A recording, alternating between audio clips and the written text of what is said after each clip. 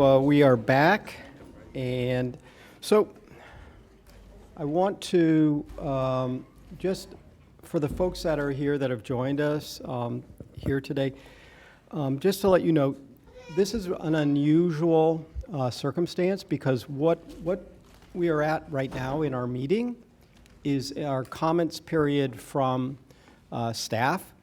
And one of the staff members, our assistant county administrator, is going to be returning information that the board directed them in regards to code enforcement, in how we enforce our codes. There were allegations that were raised, and that will, I believe, they're going to be addressing that allegations of some of the techniques and things that have been alleged. How code enforcement operates. So that is what is here. But I also know that a lot of you have come down. You spent a fair amount of your time here with us today, and out of a courtesy for you, because we normally don't have, there is no public comment on staff presentations to us like this.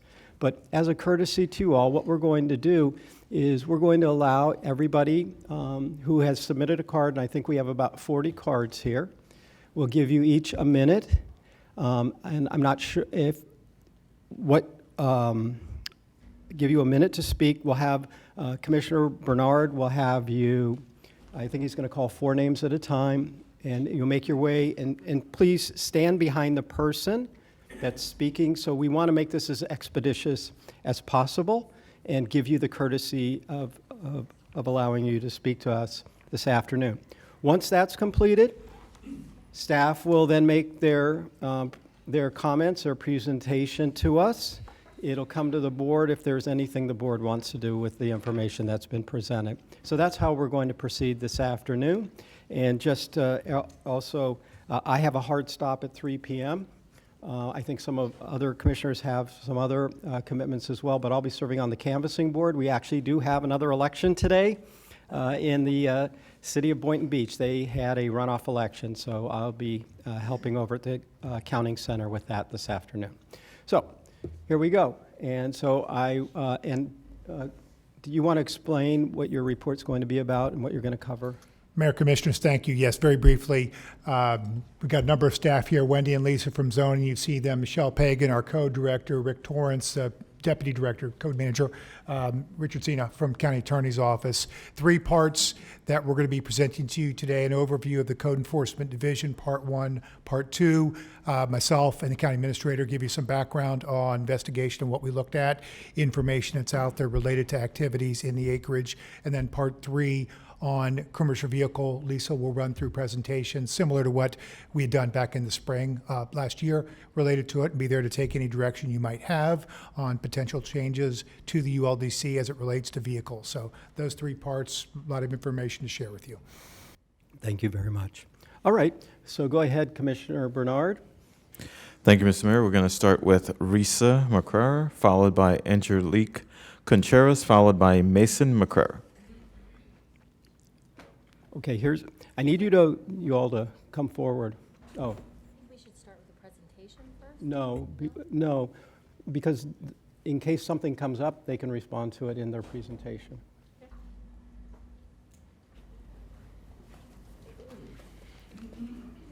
I put my card in last, so I'd prefer the people that have been waiting the longest to be able to speak before me. I was just trying to get the folks with the babies, so that's all. Well, thank you, Mac. That's so nice. Before I start my minute, can I just say one thing? Prior to today's meeting, we were advised that likely there would be no speaking allowed. And so a vast majority of the people who oppose this are not in attendance because they believed that there would be no speaking. So that being said, any decision made today needs to consider that. Thank you. So, as always, thank you for to the commissioners. Trucks and semis have never been allowed. Well, semis have never been allowed. We welcome a commercial vehicle as stated by the code. The code never changed. This has been grossly misrepresented misrepresented. I do not want to live in an HOA. That's why I moved to where I moved to. We live in a rural community, and we'd like to keep it that way. We do not want to live in a industrial or commercial area. So please do not allow commercial uses within the rural and agricultural areas. I think it's very funny that their shirts say, "Save our agriculture," when these businesses are not agricultural. Thank you. So we have Mason McCrary, followed by Jorge Garcia, followed by Drew Martin.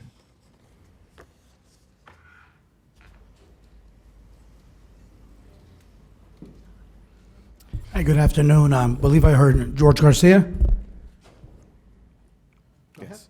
Yeah, just wanted to make sure I was walking in as I heard my name.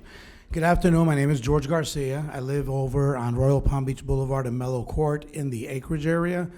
I've been a resident there for 20 years. Fortunately or unfortunately, I bought during the last boom.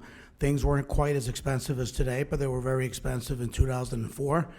And I sold a lot of rental properties and a home that I had in Lake Worth and Cocoa Plum next to Winston Trails to be able to live out in the acreage because I have a small home-based business that I operate out of my home. And I went to the county and I asked questions. They told me I could have a business tax receipt. Back then, it was an occupational license, and that I could operate a small business from my home, that I could not do manufacturing, but I could leave every morning out of there and go to work and it wouldn't be an issue. I am a fence installer. I have one son that's also a fence installer, and the other one is a landscaper, does lawn maintenance. So we have. Thank you very much, sir. Your minute is up.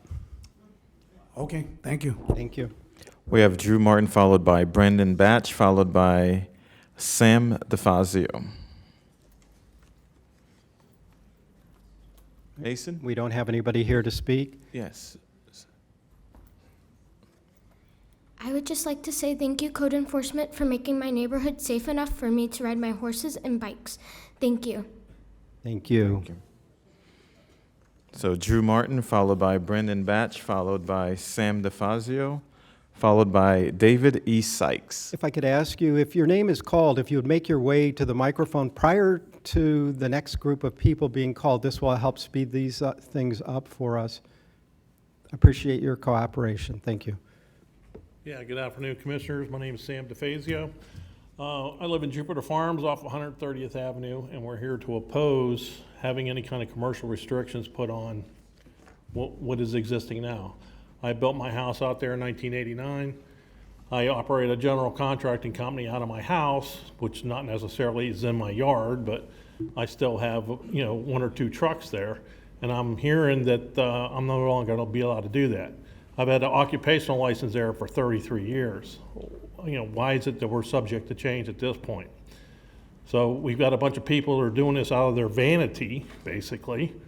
And I actually have a business that feeds my family. Why am I being forced to go out of that? No questions. All right, thanks. So we have Brandon Batch, followed by David E. Sykes, followed by Bob Berman. I'm Dave Sykes. Go ahead, I've sir. lived out in the acreage since early 90s and have a business, small business, construction, have trucks and trailers. My yard's very nice and well kept. You look at it, but we should be able to keep more than one trailer and more than one truck. If you look at my house, it's $1 million house and kept very nice. And I think it needs to be looked at because you're kind of running small businesses out of the county when you take all these rules and change them on us. So I appreciate y'all looking at it. Thank you. We have Brendan Batch, followed by Bob Berman, followed by Debbie Olivia, followed by Blaze Urartia.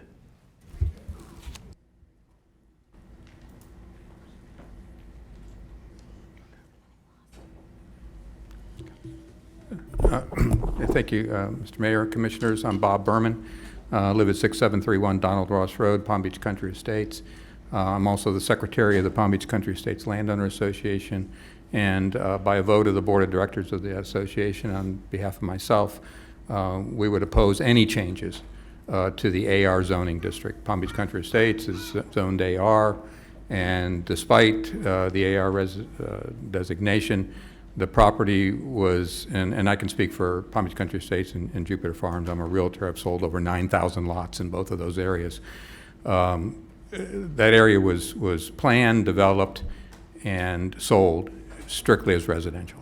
And so I think we're comfortable with the existing regulations. They need to be enforced, and we would oppose any changes to AR zoning. Thank you very much. Hello, Councilman. Thank you so much for taking the time to listen to me. I'm sorry I lost my voice a couple of weeks ago having too much fun on a cruise. For the record, I am a landowner in Jupiter Farms, and I support the relief and removal of current code that disallows trucks over 12,500 pounds. Trucks over 12,500 pounds should be allowed in a rural community. Some trucks that have sand in them on a normal truck can go over 12,000 pounds. As a conduct of your investigation into the practices of various departments, I feel it's even more pressing matter to discuss the misuse and force as well as the selective and harmful tactics being used to zone your building and code and zone enforcement. Your citizens are hurting, and our own Palm Beach County government is to blame for that. That is not okay. Another thing that I want to bring up to your attention is I in no way, shape, or form have given anybody in Jupiter Farms the authority to represent any of us. There is 4,800 homes out there, Thank you, ma'am. and we do not allow that. Thank you, Okay? ma'am. Thank you so much. I appreciate it. So we have Blaze Urarty, followed by Pamela Banks.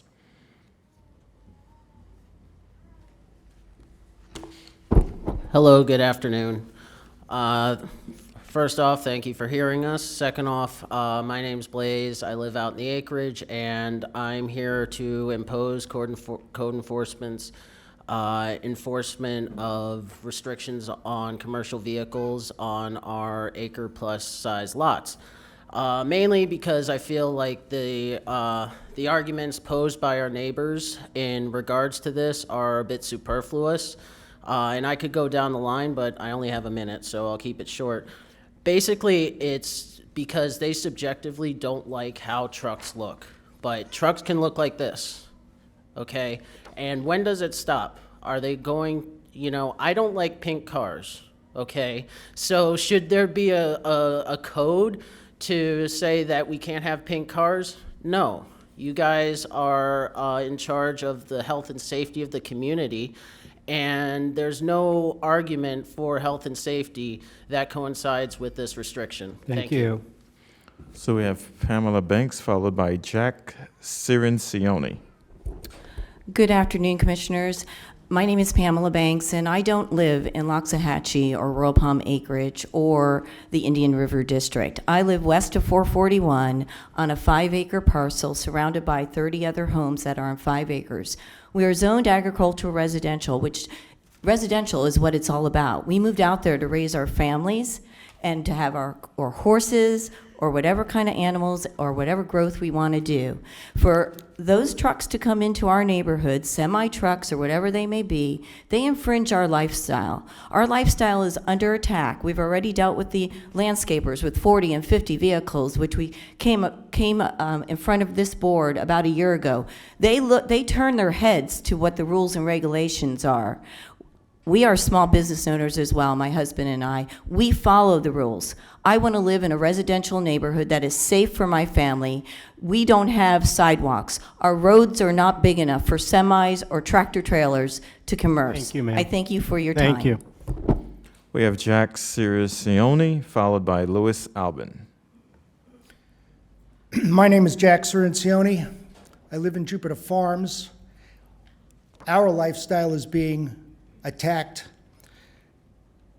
by rules saying that we can't have boats, we can't have campers, we can't have things. That's wrong. That's why I moved out there, so I could have the fun things that make my life enjoyable. And my life is not, my lifestyle is being attacked. There's a supposed association called the Jupiter Farms Residents Association that is claiming to represent us. They do not represent the vast majority of residents in Jupiter Farms. That's all I've got to say. Thank you. So we have Louis Albin, followed by Neil Elkin, followed by Mark A. Baker. Good afternoon. This is Louis Albin, live on Jupiter Farms. I just wanted to voice my opposition against this restrictions you're placing here.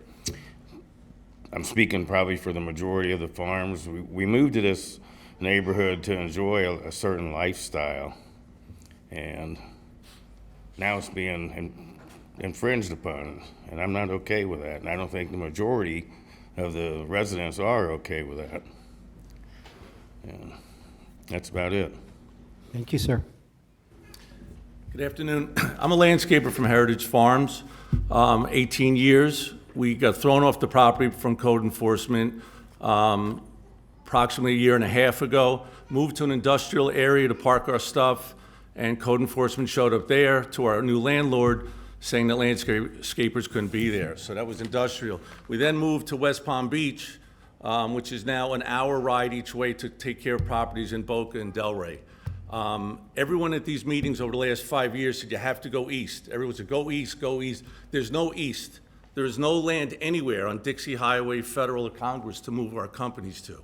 So it's a big problem, and someone's got to fix where landscapers can park. If it's not west of 441, maybe it's east of 441, but it's got to be somewhere. Thanks for your time.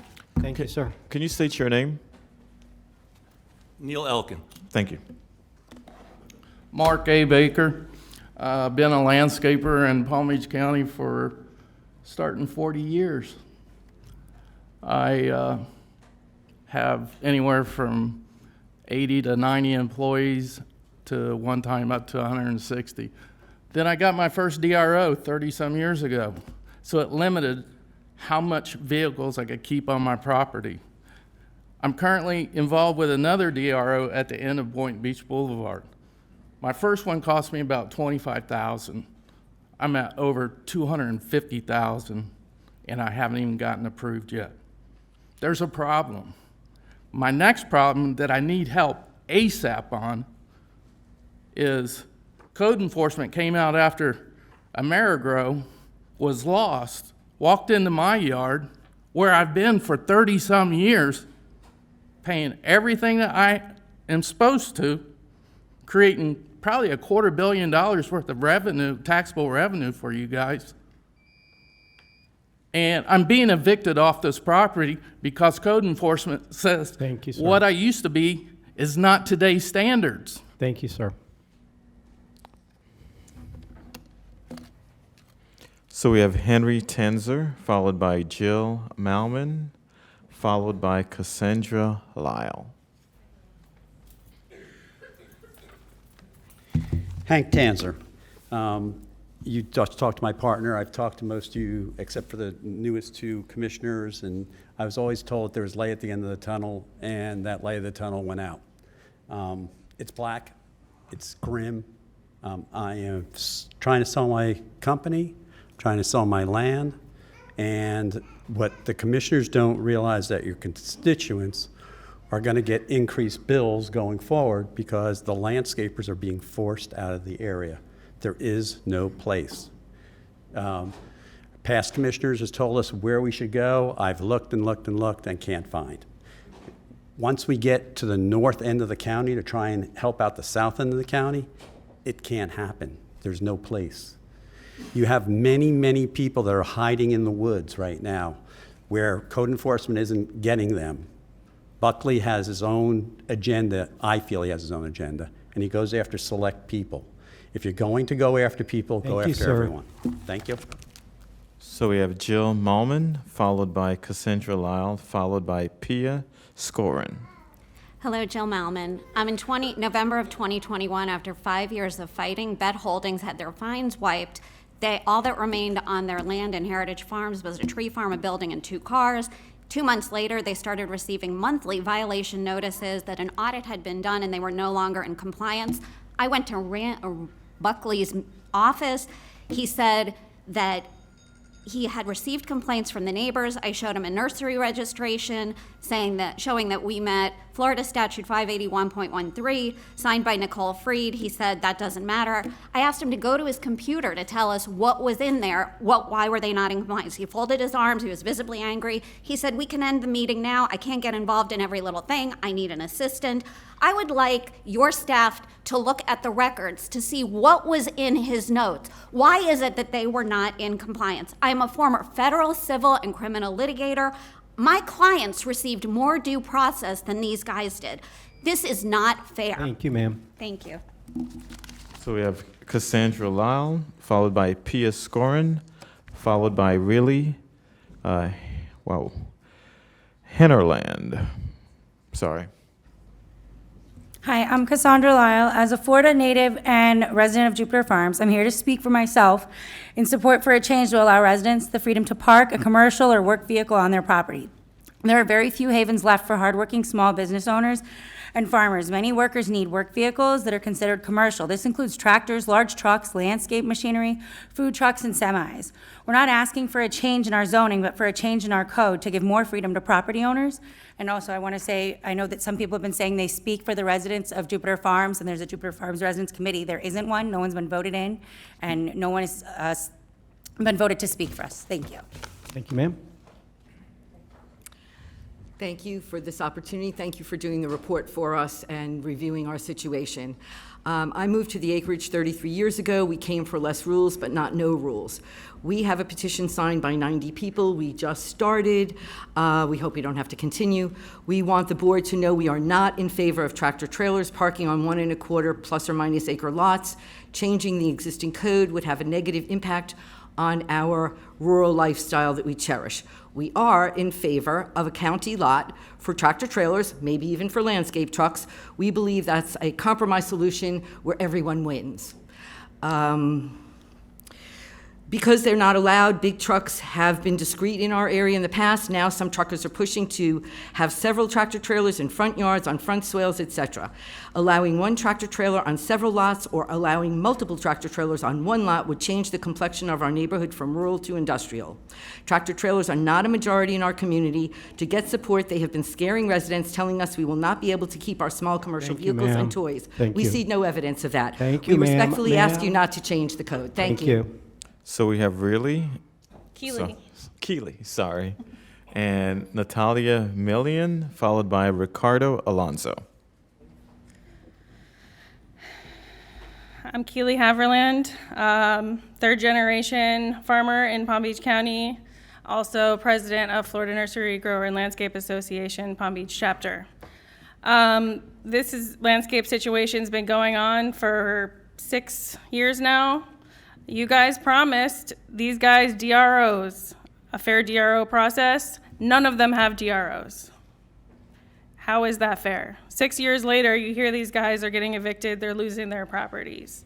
I myself got thrown off of my property, and you just approved it today to be industrial on today's agenda. So what a slap in the face that is. Thank you. Thank you. My name is Natalia Milian. I just want to point out something really quick.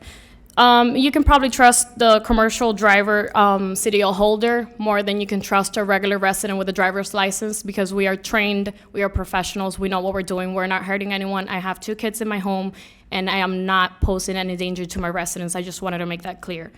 We are hardworking individuals suffering the changes in the ordinances. We have gone into financial hardships, building garages, structure, fencing our property, according to code enforcement. That was their direction to follow. If we can't see it, we can't cite it. How are you going to tell us now, after all the struggles we've been facing, that we have to remove everything, we have to lose our businesses? You can't just go around after decades without enforcing something and all of a sudden change the way of life for a whole community that has invested in their property and the businesses is the only source of income most of us have. I want you all to please take in consideration that we are begging for your help, and I've been here since 2019 asking for a change, and I hope you guys can see we are very hardworking individuals. I'm sorry, my heart's racing a million Thank beats you a very minute. much, ma'am. So Ricardo Alonso, followed by Carolyn Abbey, followed by Matthew Gitkin. My name is Ricardo Alonso from Loxahatchee. I'm a truck driver as well, over 1 million miles recorded in the United States.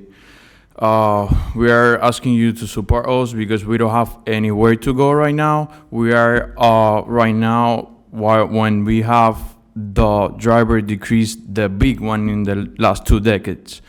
So we don't have any place where to go. We has been harassed by code enforcement. I have been harassed by Ramsey Buckley. I don't know why you guys don't do anything to him, where you hear a lot of complaints, even from Loxahatchee, Jupiter's, and all the places, landscapes around. And I respect my community. I want to have my truck in my yard. I don't want to have my truck in my soil, in the next corner, in the next lot. I want to keep my truck in my property, on the back of the property, on a right place that I don't bother nobody. I have a strike pipe F250 that sound more than my truck because there are people complaining about noises. Thank you very much, sir. So we have Carolyn Abbey, followed by Matthew Gitkin, followed by Dabin Abithopa. I tried. Hi, good afternoon. I'm Carolyn Abbey. I live in the acreage in Royal Palm. I have 1.25 acres. I've been there 20-plus years. We have a petition that we have signed going around, that 90 signatures so far, and that was only in 6 hours of our time with 2 people. And our area is 1.25 acres. The roads are not equipped for 18-wheelers. We are an equestrian area, not industrial area, and this will affect the roads as well as wear and tear on the wells and the streets, so forth. We do not think that tractor trailers should be allowed to park in 1.25 acre. And if they want to go, I think you should build a lot. This is a compromise that we had spoke about, a neutral lot where they can park while they want. We have saw ads in the paper that people are renting their yard to have them come up from wherever to leave their trucks there. It's not fair. Thank you. I live in a gorgeous house, and I don't... Thank you, ma'am. You know. Thank you. Thank you. So Good we have- afternoon. hold on one second. Oh, Ben. sorry. So we have Matthew Gitkin, followed by Dabin Abitopa, followed by Suzanne Cecilia. Good afternoon. My name is Matthew Gitkin, and I'm here speaking for the Board of Directors of the Jupiter Farms Residents Association. Residential roads are maintained by Sir Wicked, our water control district. Most of these roads are considered dirt or unsurfaced roads without paths or walkways. Some of these roads are only 14 feet wide in Jupiter Farms. They are not built to county standards, and they are unsuitable for regular use by heavy commercial and industrial vehicles. To be clear, Jupiter Farms residents are not saying that we want to put out small businesses when looking toward what may be proposed, but it would remain for zoning to determine what's appropriate. We would support small business owners who have a crew cab for a semi, but never 35-foot tractor trailers, fully laden, and certainly not multiples. But we have smaller businesses with heavier utility trucks and bucket trucks that weigh more than currently allowed. We have residential parcels that are AR on local residential streets, and indeed, even our Jupiter Farms Elementary School is located on a district Thank you very road much, with sir. no sidewalk. Thank you. Thank you very much. We have our next speaker, please. Ma'am? Susan Cecilia, Jupiter Farms. A lot of the things have been said. I'll try not to repeat because having only 1 minute. Again, we support the relief and removal of the current code that disallows trucks over 12,500 pounds. Trucks over 12,500 pounds should be allowed in our rural area. When you're talking about these trucks, they aren't continually going back and forth and back and forth. They're bringing them in and going out in the morning and bringing them in and bringing them back in at night. Most of these people are our neighbors, and they do our work for us. They are people who landscape, fix the plumbing, fix our electric, do all of these things with these trucks that they have. And if we need fill dirt, they're the people we call to bring dirt and bring fill. Also, We know of some of the force that's been used on some of these people by code enforcement, and I think that needs to be investigated. Also, we did not Thank you, ma'am. elect Thank anybody you. to speak for Thank us you. as far as Jupiter Thank you. Farms residents. Thank you. We have Diosdado Gonzalez Marrero, followed by Katie Reinholz, followed by Lisa Roner.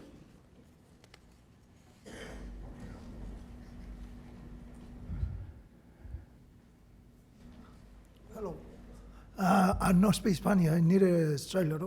I can. If it's okay with the board, I would just translate for him. Thank you. Mi nombre es Diosdado González. His name is Diosdado. Yo voy a decir algo que la Constitución de este país da unos cuantos derechos The Constitution of this country gives us some certain rights. y aquí se está tratando de votar por derechos que nos van a violar nuestros derechos. And here we're trying to vote on something that's going to violate our rights. Creo que debieran de tomar un poquito de conciencia al respecto. Hay a favor y en contra, pero los que estén en contra están en contra de mis derechos. So there's people for this and against it. Those against, they're taking away my rights. Y por tanto, los derechos no se votan ni a favor ni en contra, sencillamente son derechos. Muchas gracias. And for that right, rights are not voted for or against. You just, Son derechos. they're No just se votan rights, ni a favor ni sorry. en contra, son derechos. Muchas Thank gracias. you. So I have Katie Reinholz, followed by Lisa Romer, followed by Carla Little Griffiths. Hi, everybody. I'm a landowner in Jupiter Farms, and I support the relief of fines and the removal of the code regarding trucks. In our neighborhood, I believe that trucks should be allowed in the community. A lot of the roads are private, so I'm not sure that you guys have jurisdiction to worry about the road care since the owners have to deal with the roads. If it's a noise issue, there is a noise ordinance in place and it doesn't reach the decibels. And then also it's very selective, so we're ousting all these truckers, but I probably have 20 Amazon trucks come to my house, in every given couple days. I have been terrorized, and I need you guys to listen to me. This is the part where it gets serious. By Ramsey Buckley for 2.5 years. I'm an ag exempt farmer. He has ignored statutes. Guys, this needs looked into. It is very serious. Thank you. So we have Lisa Romer, followed by Romero, sorry. that's okay. Good afternoon. Go 1 second. Followed by Carla Little Griffiths, followed by Renee Hamilton. Good afternoon. I live at 14785 Orange Boulevard. And you guys issued Mr. Stern a business license to run his business out of that home. He's been there. He built his dream home in 2002. He loves it. The reason he moved out there is because he ran his business out of there. Now, all of a sudden, we receive a citation, November of 2022. Numerous attempts. We've called the department to get in contact with the person who gave us the citation. Okay, we gave him the fact, it's the holidays, no problem. Okay, he just received a citation on his fence Monday. We get a text on our way here to this meeting. I'm off today, I'll call you tomorrow. Brian, we didn't even know who this text was from, and we run a business. We keep our truck on our property. I mean, something has to be done. You allowed it for 21 years, and now all of a sudden there's a problem? It needs to be addressed. Thank you, ma'am. Thank you. Good afternoon. I'm Carla Little Griffiths, the wife of a trucker, Mark Griffiths. I wrote this whole speech, but I'm just going to speak from the heart. People are saying roads cannot take it. I want you guys to consider this. Amazon and many other delivery trucks, they're back and forth in our community. I live out in the acreage. They're back and forth all day. I've been ordering from Amazon every day this week. They've been at my house. Some say park the trucks in the parking lot, but who are going to pay for computers when people are stealing parts like crazy at different sites to park? A computer is like $5,000. Hey, we're in business. This is small business, but we can't afford as soon as we come up with the $5,000, replace it, then somebody steal it again. It's safer to have our trucks parked on our property. Please, as a resident, I just please want to say that you guys please consider a reasonable amount of trucks that can be parked on a personal lot. Thank you. Thank you. So we have Renee Hamilton, followed by Stian Oksavik, followed by Matt Reinholtz. And Matt, you have to tell us exactly how many Amazon that comes. Let me look at my bank account. Good afternoon, I'm Renee Hamilton, and first I would like to say, and I don't know how anybody else feels, but we're here, we've taken the day off, many people who would have worked all day long driving their trucks, and I feel it's offensive to only give each person a minute to speak. I think when you know you have something on your agenda that is, I'm sorry, don't shake your head, Mayor, that's offensive also. When you have people come in and you know there's going to be a large group like this, you should allocate adequate time, more than a minute for us to speak. With that, I'd also like to say that I want to point out to the group that I think that there's also a law here that you might need to look at, and it's the law from 2021 that the Governor DeSantis signed for small businesses. And I see that there's many other districts and areas that have revised that law to meet the standards needed, and I don't know that Palm Beach County has done such, and based on reading the law and my interpretation, it looks like you are not compliant with it. And that is Law 559955.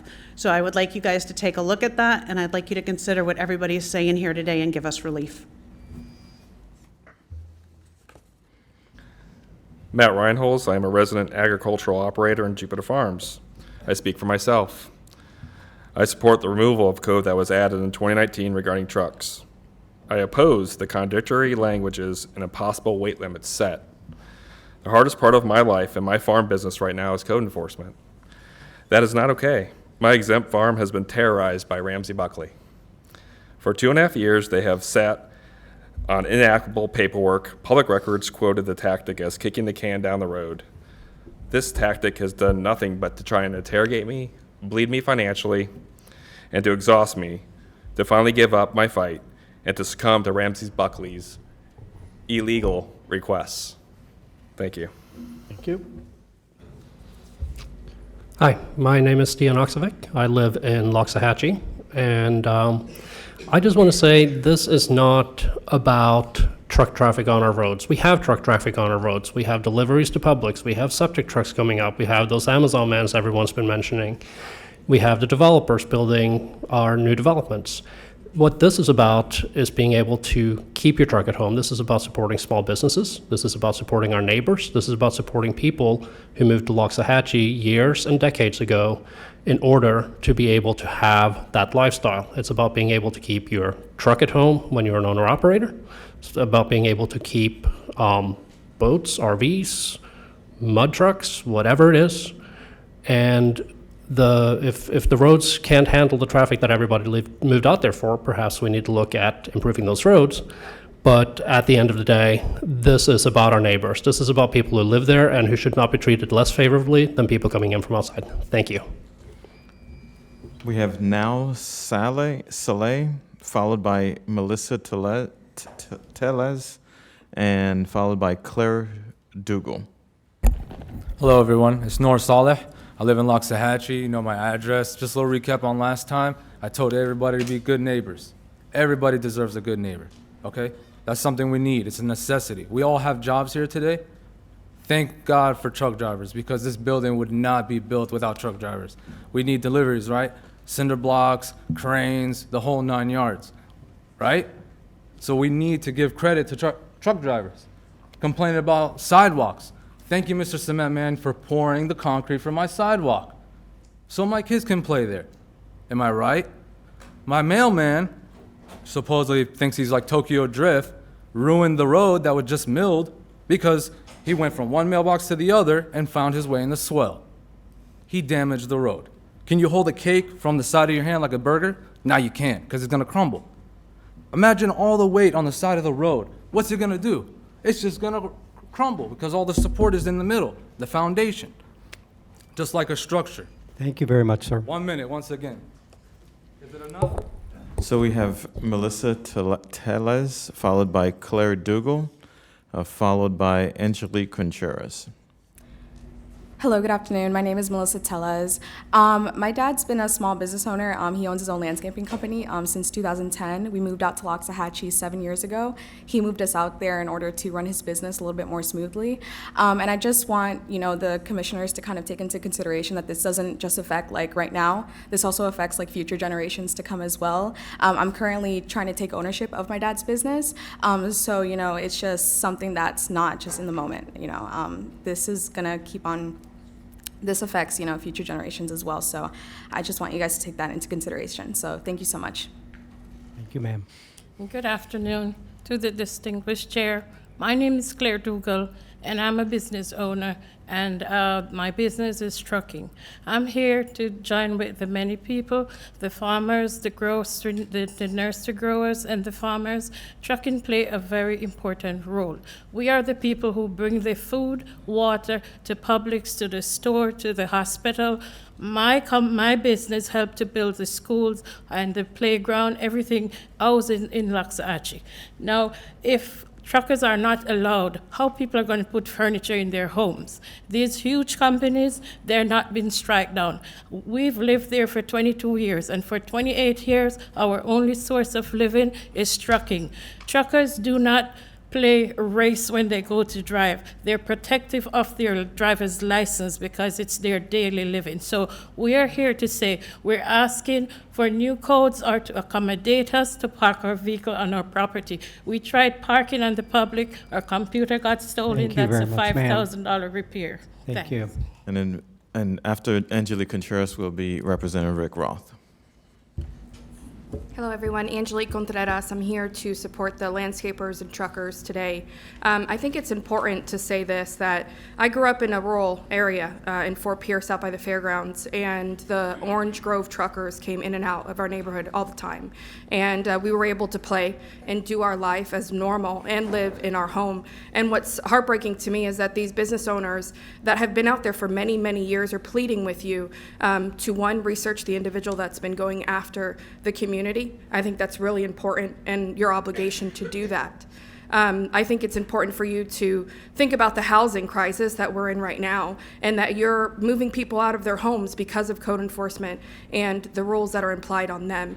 So I just ask you today to really think about all of these families that are here and think about how this punishes them, not just now, but in the future. So thank you. Thank you very much. And, excuse me.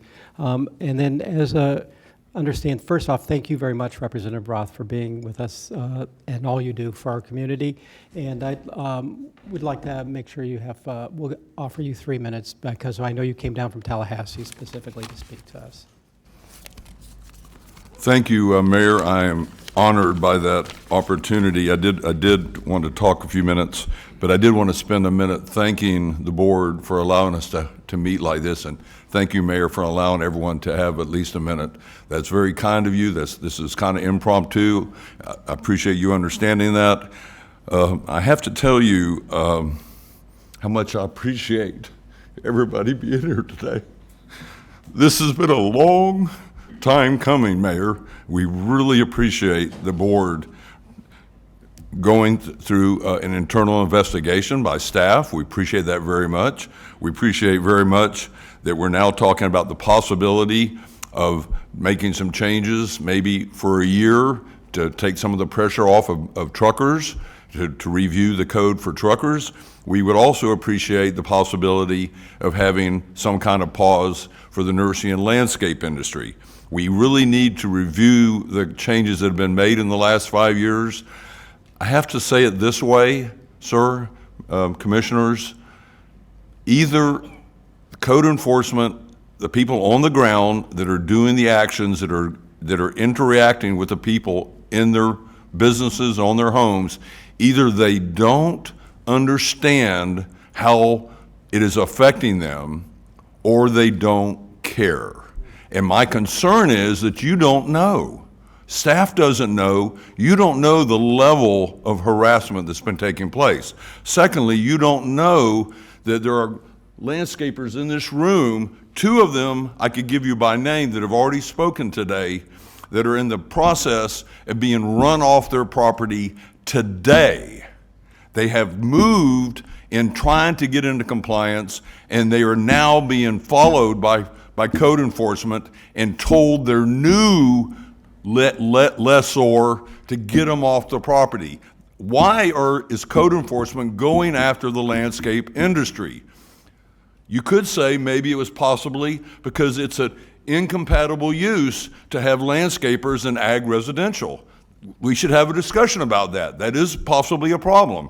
But I do want you to understand that in 2016, there was 912 nursery and landscape operations in Palm Beach County, according to Florida Department of Agriculture. Today, there's 581. That's a 35% reduction.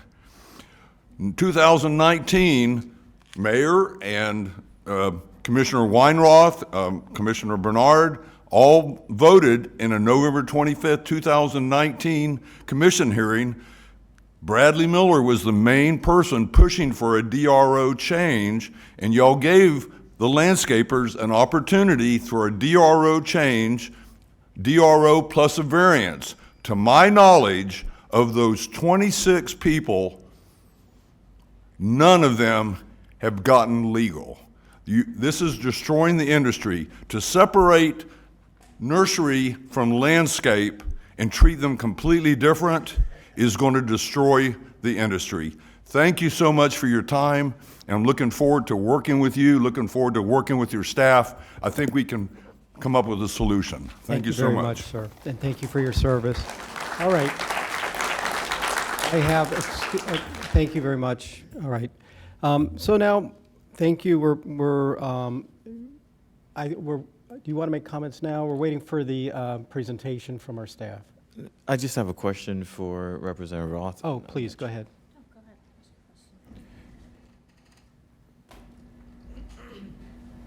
Representative Roth, you mentioned the landscape issue, but I don't know if you touched on the trucking.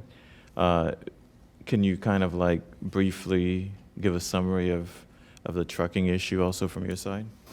Yes, sir. There are many people in the room that have intimate knowledge, and I've gotten that knowledge from them. What they tell you is infinitely more important than what I know because I'm getting it secondhand. But I'm being told by Natalia and other people that they've been told by code enforcement, oh, this is okay. Oh, 2 vehicles okay. Oh, no, now 2 vehicles is not okay. And they've also been told point blank, we're going to make sure there are no commercial vehicles in unincorporated Loxahatchee.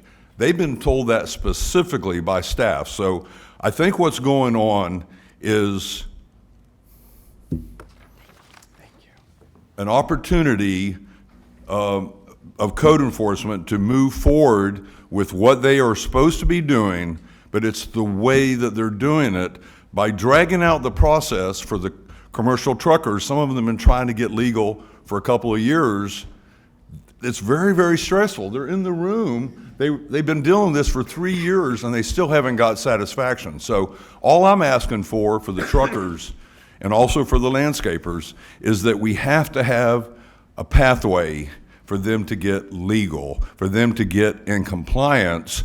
And most of these people don't know when they're going to get in compliance. Okay. Thank you very much. Do you have anything?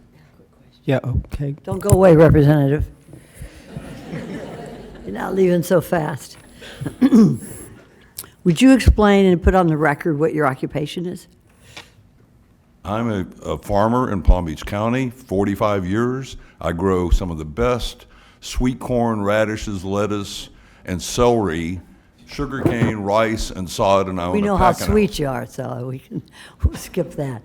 What, will you be committed to sit at the table with other stakeholders in finding a resolution to these issues of the truckers and the nurserymen and the landscapers and the residents of this area? Commissioner Sachs, that would be such an honor. I've had some very good conversation with your county administrator, Miss Virginia Baker, and I've told everybody that I've talked to, I've turned down opportunities to speak to the press. I want to work with everybody to find some solutions. We need real solutions, not solutions that sound good. We need people to be able to keep their jobs, and if we have to move our landscapers, we got to have a place for them to move. And has the staff, as county staff, especially under administration of Ms. Baker, has everyone here been amenable to meeting with you and discussing these issues and these allegations? Absolutely. And I expect that that will continue on, Representative. Okay. All right. Thank you, sir. All right, thank you. Okay, so now going back to our agenda, does the county attorney have any comments? No comments. Okay, let's see, who's next? Mr. Mayor, just we did receive about 18 comment cards that do not wish to speak, so we'll receive and file them. Thank you, sir, very much. So county attorney has no comments. Does the planning director have any comments? Oh, he's gone, so zoning director? Okay. And who's, no, I think now we're down to the assistant county administrator. The floor is yours, sir.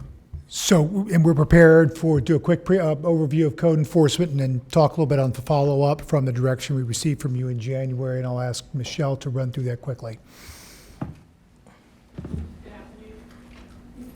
Good afternoon, Mayor, Vice Mayor, Commissioners, and County Administrator. We thank you for this opportunity to present to you a code enforcement overview. We understand, for brevity's sake, we have approximately 30 minutes to go over through this and discuss with you, but as always, we welcome the opportunity, if you need to, after, to go into detail on anything that we may not cover. To my right is Richard Torrance. He's our code enforcement manager. Approximately 2 years ago, the code enforcement division was restructured from a director and senior code enforcement officers and code enforcement officers to include the position of an code enforcement manager. Richard Torrance has approximately 30 plus years of code enforcement experience within Palm Beach County. Our mission overview is simple: to uniformly and consistently enforce the Palm Beach County Code of Ordinances and Land Development Regulations, to promote and protect the health, safety, welfare, and quality of life for the residents, businesses, and tourists of Palm Beach County. We do this with the vision in mind to maintain our neighborhoods and communities' quality of life. Our Code Enforcement Division comprises of 30 code enforcement officers, of which we are broken down into 5 teams. These teams cover 5 specific areas. Each team then has a senior code enforcement officer. That code enforcement officer is overseen by Richard Torrance, the code enforcement manager, and myself, the code director. In addition to this, we have support staff. Our support staff includes our 6 administrative technicians, our personnel. They're our checks and balance system. We also include a research technician, Nancy King, with over 40 years of experience within Palm Beach County. We also have a 6th position of a senior code enforcement officer, and that person specifically is to deal with specific requests, special assignments, and now what we're doing on is envisioning and implementing a more structured training program within the Code Enforcement Division and community outreach. Our Code Enforcement Division is a culturally diverse mirror reflection of the community that we serve. Palm Beach County, land-wise, is the 2nd largest county in the state of Florida. It is the largest if we include Lake Okeechobee. If you look at the map that's on this display right there, that is Palm Beach County, and that is what we cover. The shaded areas, which are a little darker than the colors you'll notice, those are the municipalities. And if you notice that, we cover unincorporated only, and unincorporated is vastly larger than the municipalities themselves. These areas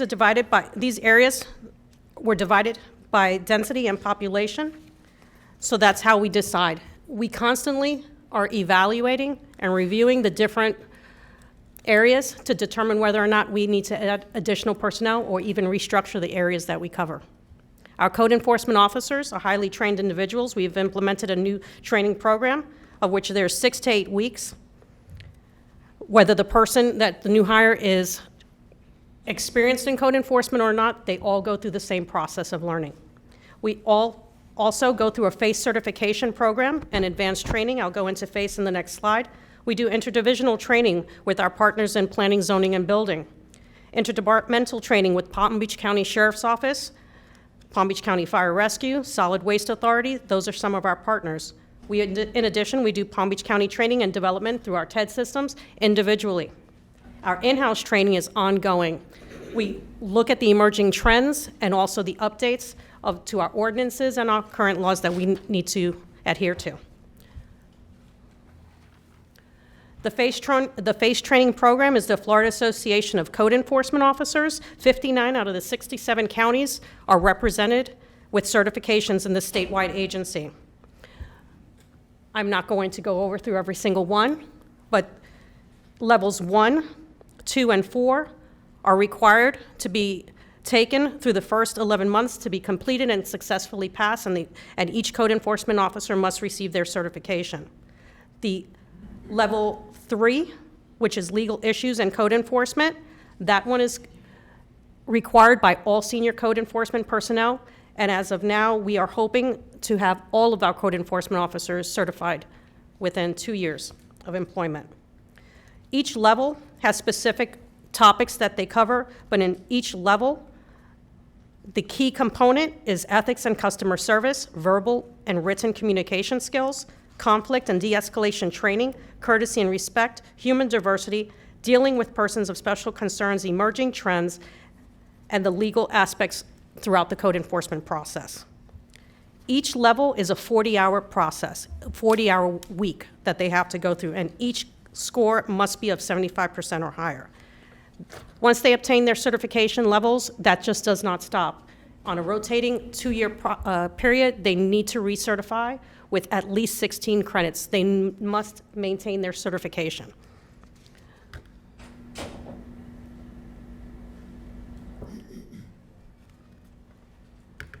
In addition to the FACE certification, where do we go from there? In 2021, there was no longer could file a complaint anonymously. That's part of our ongoing training. We had to then not only train our officers, our on-call personnel, but we also had to train the public as well. We had to educate the public as to the new laws that were in place. That being said, code enforcement officers are governed and followed the Florida State Statutes, Chapter 162. We go by our policies and procedures, our PPMs. In addition, upon receipt of any kind of case, we validate the complaint. It is the #1 thing we do before we even go out. In addition, we follow up and we go roundabout to follow with our procedures outlined in our policies and procedures and Florida State statute. And then if the complaint is a valid complaint, we then issue a notice of violation, and then go through the whole process again of our checks and balance system. It's a constant state of review. We do agenda reviews. We review the case prior to anything going before a code enforcement hearing to afford the respondent the due process, the proper service, and reasonable amount of time. Ensure that they have the benefit of the doubt of anything. We have active participants constantly within this entire process. The assistant county attorney, the code enforcement director, myself, the code manager, the senior code enforcement officer, and of course the code enforcement officers themselves. We include witnesses and supporting personnel to any of the violations to make sure that the correct violation has been identified. Members from other departments, such as Road and Bridges, Fire Rescue, Building and Zoning, will all come in to discuss the case. And then we go through our quarterly case reviews. Again, we are in a constant state of checks and balances and reviews, full of transparency and accuracy. We do team reviews, and then the area supervisors and code enforcement officers themselves are individually reviewed. We determine whether or not it's time to change. We switch zones, we switch areas. We're always evaluating our processes and procedures to benefit the customer and our divisions for efficiencies. A perfect example is in 2021, we reevaluated the process of our response times. In 2021, we reduced our response time from 10 days to 3 days. Our current division average at the end of 2022 and 2023 is less than 2 days. Our life safety violations require a 24-hour response. We are currently at a same-day response or coordination. If you look at the bar graphs, if you notice, the colors represent the team areas 1 through 5. In 2018, we had an average of a 16-day response time for a complaint received. In 2023, I'm proud to say that we have a one-day average response.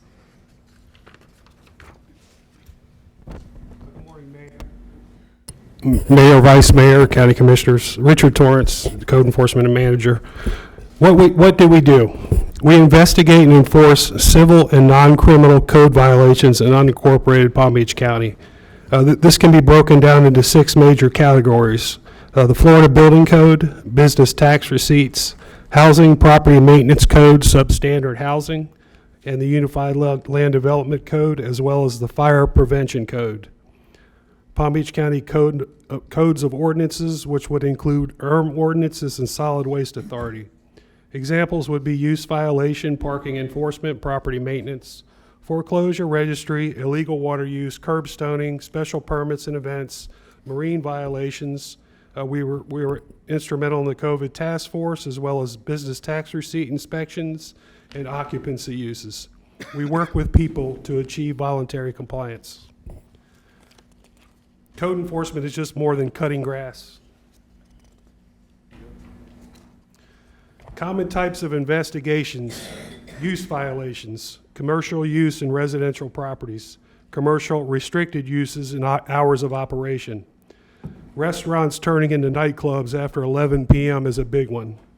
Setbacks, sheds in the setbacks, fences in the setbacks, unpermitted structures in the setbacks.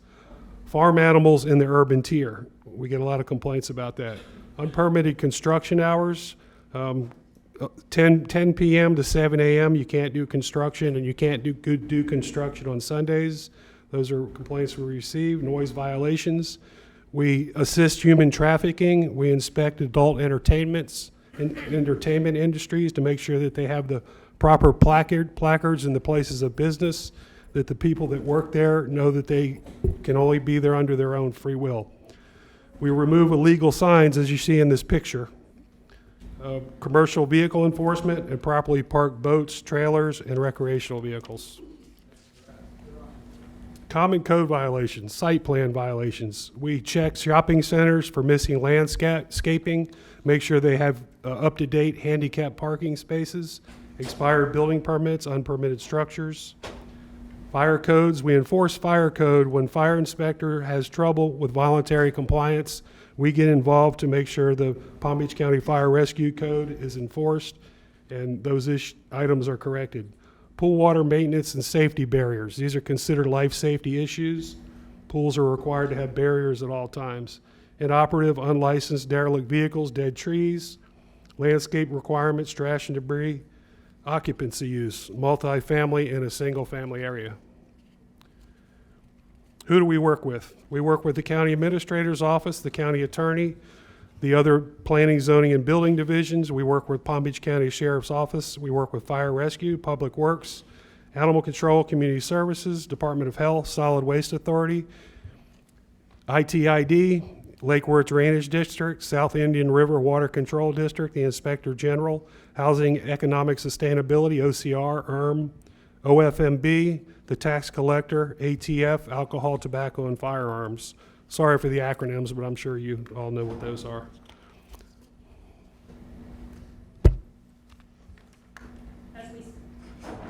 As we said, we're more than just grass. If you look at these images now, we're going to go through a series of photographs, one of which I need to say is that part of our code enforcement process of investigation is that we document the violations. Not only do we have to see the violation by ourselves with our own eyes, but we document it by photography. So a photograph sometimes does speak 1,000 words, but sometimes perspective, we need to articulate and explain to you what we're looking at. Right here on the right-hand side is a home that was abandoned by its property owner.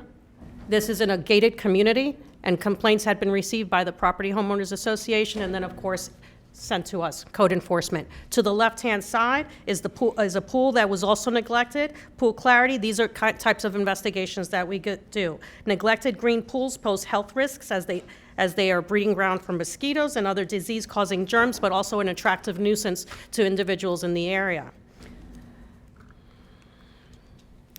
To the left-hand side is is a structure that was created, and it is a substandard housing structure. An individual was living in that structure right there. This is a type of call that we receive by code enforcement. If you look into the background of it, there is a home of which the property owner was living and, again, renting that substandard structure in the back.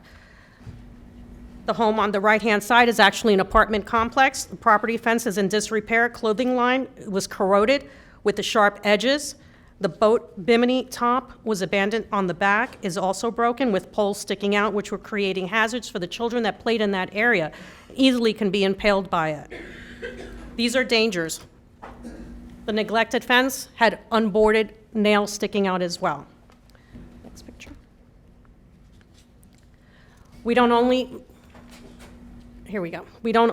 go into the rural areas, but we also have parking issues in the urban areas. And as if you look, our urban areas, to the right-hand side is a motorhome RV recreational vehicle parked. It's approximately a 38-foot recreational vehicle.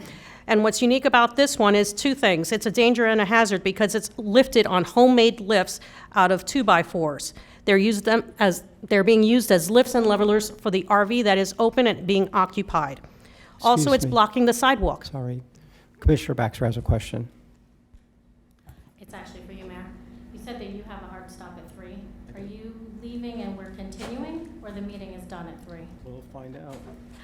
Well, I wanted to know because this is going to take up any time we have to actually discuss this as a board, and I don't want to get to 3 o'clock and say we'll continue this another day.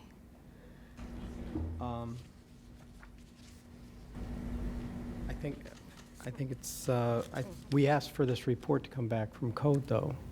I don't mind hearing the code another day, but I think there's important things that we have a room full of people that have been waiting to hear us discuss. Excuse me.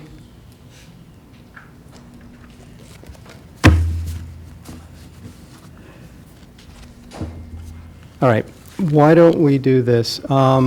Because there were allegations that are made, and so I think it's important we hear. Do you want to, can we move to those allegations, and then we can move to discussion if you'd like. Thank you. Mayor, I'll start quickly, and County Administrator I know has some words as well. Just want to touch on a point. Michelle began on it. Code enforcement's a difficult job. I think you all know that they enforce a variety of things, not just the Unified Land Development Code, the Florida Building Code, ordinances that this board adopts, be it our projection ordinance, which we recently adopted, our rental increase ordinance, or a number of things. They have enforcement pieces to it. The board adopts these and sets these enforcement pieces to it because they set boundaries. And your actions, your ordinances have meaning. If we didn't enforce them, they would have no meaning. That's why you have them in place. So as we work through them, we investigate a complaint, and I think Michelle used the term, validate a complaint. Something comes in, you look to validate it. It would be arbitrary on our part not to seek to validate or invalidate all of them. Education is that most important part, going out, doing that enforcement, that first piece of it helps inform the code officer, also works with the property owner.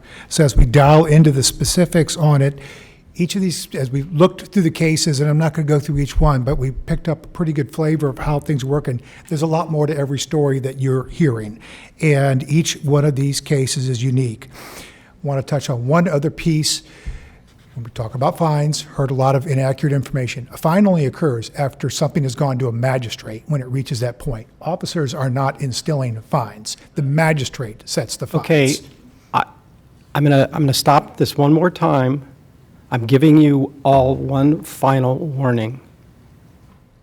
The next person who speaks out is going, I'm talking to the sheriff deputies right now. Please remove that individual. You've all been warned. So, hear that point, again, trying to clear up some of the inaccuracies that we hear out there. Just a couple points. And what officers, when they get out in the field, we've got one of our truck issues out there where the respondent said, I was told at an ITID meeting that I'm allowed to have a truck. That's their position, no matter how much explanation. There have been multiple meetings with this specific individual.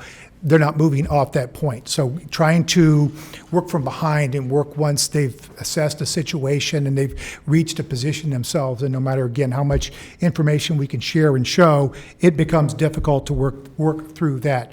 I think one of the speakers touched on it earlier, real estate postings and ads. There are in the advertisements for properties listed and active right now. Come park as many trucks, commercial vehicles, all the things you want, big lots, come do it.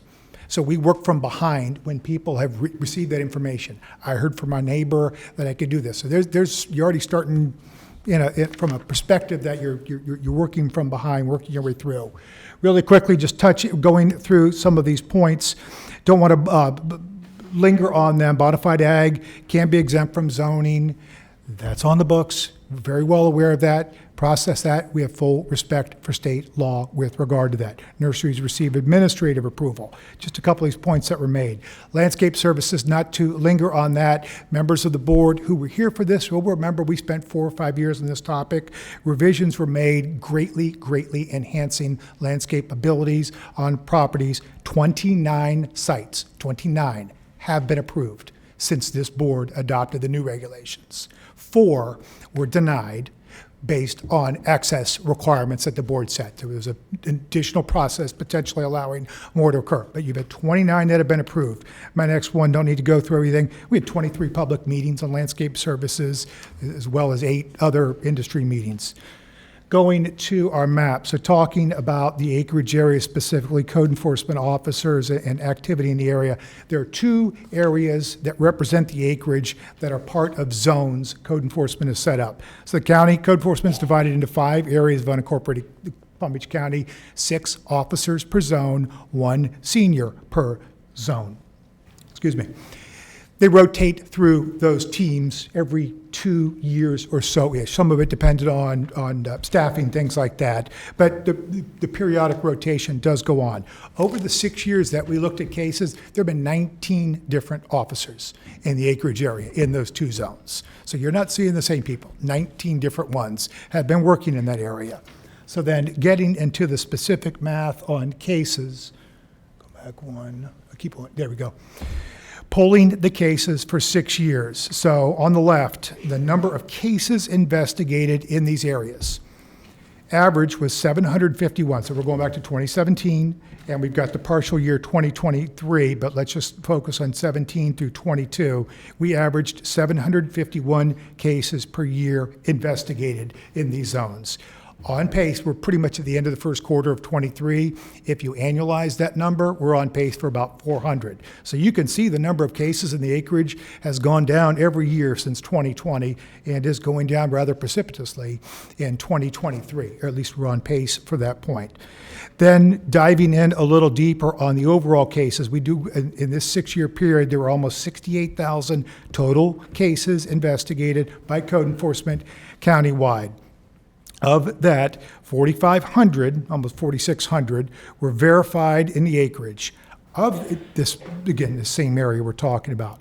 Of that 4,600, only 2,500 turned into violations. Voluntary compliance was achieved, other things of that sort. But we're talking about 6.7% of the total cases in this time frame occurred in the acreage area. A little bit tighter now on commercial vehicles. Over this 6-year period in unincorporated Palm Beach County, there were 714 violations issued for commercial vehicles, 714 countywide. Of the total, which is less than 1% of the almost 67,500 total complaints investigated during that period of time. So the commercial vehicle parking is a very, very, very small percentage of the ones that are out there. Of that 714, 200 of those were within the acreage studied area. Of that 200, we're talking about 186 properties, and there are 17,000 parcels in the acreage area. Of that 200 cases that represented 186 properties, 120 of those cases closed for voluntary compliance. So well over half closed right out of the gate.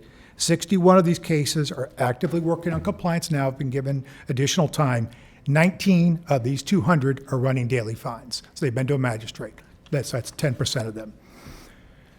Moving on, we've got some mapping here of cases reviewed on commercial vehicle violations, and you'll see absolutely in 2022, we hit a peak number there. You can see going year through year, 19, 16, 5, 22, from 2017 to 2021, it did reach a much higher number. 2022, absolutely. Look at 2023, though, again, we annualize where we are so far. They're on pace for approximately 20. So moving us into where we landed as we looked at all these, as we considered all the information that's out there, and we took it in broadly. We looked at them, analyzed, understood all the different points, and that there are different pieces. And if you really dig into any case and you read the case notes and you read the interaction, you read the number of times a code officer interacts with a respondent, who they interact with on the county side, staff side, who respondent may call and have a friend may call or help out, things like that. Looked at them. There are no findings of selective enforcement. There are no findings of abuse of power. We'll be the first to tell you, any interaction, sometimes our code officers will be firm. Every interaction goes differently, but there's no abuse, there is no targeting, there is no harassment. All the cases, the investigations were in line, and Michelle began to talk about the training that we've done. All the work has been done consistent with those policies and procedures. We tell you that most of our cases are complaint-driven, about 80% or so. And we had, close to 8,000 received in 2022. About half of that turns into notice of violations. Michelle touched on the no anonymous complaints anymore. One other point to make, a couple other points to make via case law. You'll hear a lot, and a lot of folks have brought up, you might be identifying, or a complaint came in on one specific item, and as you review a property, there might be other things, be it structures in place without building permit, things like that. There's an efficiency factor to that. You do a complete review one time, so you're not returning to a property multiple times. Also, there's case law that supports the concept, if you've been to a property and you didn't identify something, that's your time to see it. You don't come back a month or two later and say, ooh, let me take another look at that. You have to do your complete review. We don't use private investigators. We have no drones. You've heard that one before too. There are no drones. No other way around it. We use the term reasonable time for compliance. It is beyond a reasonable term. There is always an availability for more time for someone who is working towards compliance. There is a long period before it might get to a magistrate, and after that, there's more time afterwards. So that is, they're all unique based on the circumstances. Obviously, some can be addressed quicker than others. That is taken into consideration. Plenty of time is available, though, to make that happen. And I'll go through the last part very quickly, talking about changes. Michelle was touching on them, training, things of that sort. Our officers are there. We are always open to new ideas, always open to training, enhancing, using best practices. And with that, I will hand it over to the county administrator for words. Excuse me, Commissioner Baxter has a question, and then Commissioner Woodward. I would just like your permission, Mayor, that we can continue without you after 3 if you have to leave. I'm more than welcome to continue. I'd be happy to leave you all, but I'm gonna take it all the way to 3:10 because I think I can make it up to Riviera Beach in 20 minutes. So I really want to. I think it's important. I'd like to be a part of this, and I know Commissioner Marino has indicated she'd also like to be a part of this discussion. All right, Commissioner Woodward. Yes, I just wanted to have a quick question. You mentioned about case law, having code enforcement has to cite everything on their first visit to not come back, which I understand. We don't want code enforcement to have to continue to go back to someone's residence over and over again, or business. However, is this maybe has some unintended consequences of having code enforcement have to look for every possibility of a citation, and because it's their one and only shot? Otherwise, they would be coming, it's like you didn't see it, so you can't cite it. Is this something that's maybe encouraged? And this is a state statute, if I'm correct, that we're encouraging them that you have to find absolutely everything because you get one shot. Is that true? Good afternoon, Commissioner. It's case law, not necessarily a state statute. that governs the equitable defenses available to a respondent in the event that the county goes out there, has actual knowledge of a violation, and either acts in one way or doesn't act at all. A respondent could have an equitable defense against a code enforcement violation, meaning that the county has sort of lost its right to enforce that violation down the line. So that's part of the reason why when code enforcement officers go out to a property, they do a comprehensive review, make sure that they don't have to return to the property, and also make sure that the county doesn't lose its right to enforce the code.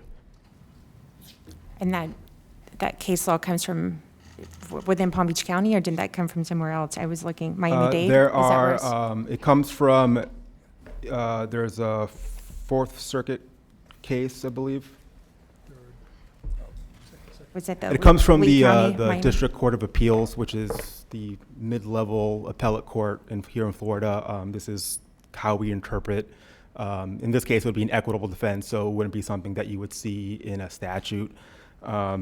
The case law that we have comes from the second, third DCAs, which isn't Palm Beach County, but it would be case law that would support a defense unless the fourth district took an opposite position and you had some sort of conflict within the District Court of Appeals, which doesn't currently exist. Thank you. Commissioner Baxter? So are you saying that the county had no idea that semi-trucks were out there for the past 20-plus years? No, I don't think we're saying that. I don't know, we didn't go back beyond 17. We could see that there have been citations. We look in that 6-year period. I'm sure if we look back, I don't know what the numbers would look like. If we look back to a 10-year window, maybe a 15-year window, I don't know what levels we'd find, but I would be very surprised if there weren't citations for similar thing in years preceding the window we looked at.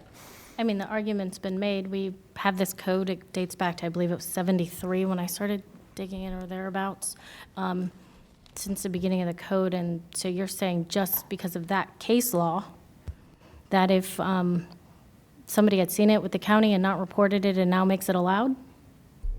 I can speak to kind of how the case law operates. The case law typically describes actual knowledge by the county, which means that there has to be some sort of evidence that the county had been out there while the violation was also existing. And so that is what you're using to look at violations as you go to research what you're going to, I guess, investigate due to a complaint? Like if you're looking at both sides of the road on your way to a complaint, you're saying they have to report the violations they see because of this? Well, it's not that the county necessarily has to report those violations. It's one piece is a policy decision that the county doesn't want to potentially, and Rick or Michelle can speak more in detail to this, doesn't necessarily want to receive multiple complaints for a single property because they had been out there once, only cited for one violation, and then had to return again because the complainant wanted to add more violations to that property. Yeah, so typically a lot of our complaints have to do with neighbor disputes. It's a tit for tat, two neighbors are fighting. So if we don't cite all the code violations, we're just out there the following week because now they want to report the fence, now they want to report the shed, now they want to report whatever. So we just cite them, let them work out their differences with that. And the other part of the question is if we get a complaint about a semi at the end of the street, we can't pass 3 semis getting to that one and just cite the one semi because then they're going to call us and tell us that we passed 3 semis and that we're targeting them. So those are things we have to deal with. I'm going to reserve the rest of my comments for when we finish presentation. Okay, thank you. Administrator Baker, please go ahead. I think Patrick wrapped it up really short. It's unfortunate we couldn't walk you through the processes because I believe part of this actually meeting with some of the residents, also going back to code enforcement and meeting with all of my code enforcement officers, along with those that I specifically had cases or individuals I spoke to and they gave me the names. I went back to hear both sides of what happened. And of course, as you can imagine, the stories are a little different. So, part of it is that the timeline in which we can bring people into compliance. And the main issue is what I find is that not everyone knows all the details of the code. Are there areas we can do improvement in the code? Absolutely. And you'll hear that and would have heard that at the end. But there is also education on both sides. We have worked diligently over the years and most recently with training. We will continue to train. We have moved forward with a different level of certification that is now required of our officers, as our director has stated. In addition to that, I'm going to ask for more training and de-escalation, because none of us like someone to come to our property and tell us what we can and cannot do on our property. We're paying taxes. However, we have rules and regulations, and so we have to enforce those. Code enforcement is a very difficult, the officers have a difficult job because theirs is to enforce the code. And if there are elements in the code that people want changed, we have to address that. Not aim the gun at shouldn't have said that. Not aim solely at code enforcement officers because they're doing their job. My conversation with my staff, code enforcement officers, was that I expect you to do your job. But if you're going over and above, that's not acceptable. We are not targeting folks. They have a right to do what the law allows them to do. And if they're doing more than that, we need to address that issue. So a couple of things that came out of my investigation. One was to continue with the training, as I stated, but I'm also looking at body cams for my officers. I think that it helps the residents, it also helps the officer, and if there are things that happen, we can look at, review the film, and if we need more training done or take more actions, then that's what we will do, and I'll have the evidence there to review and go through it.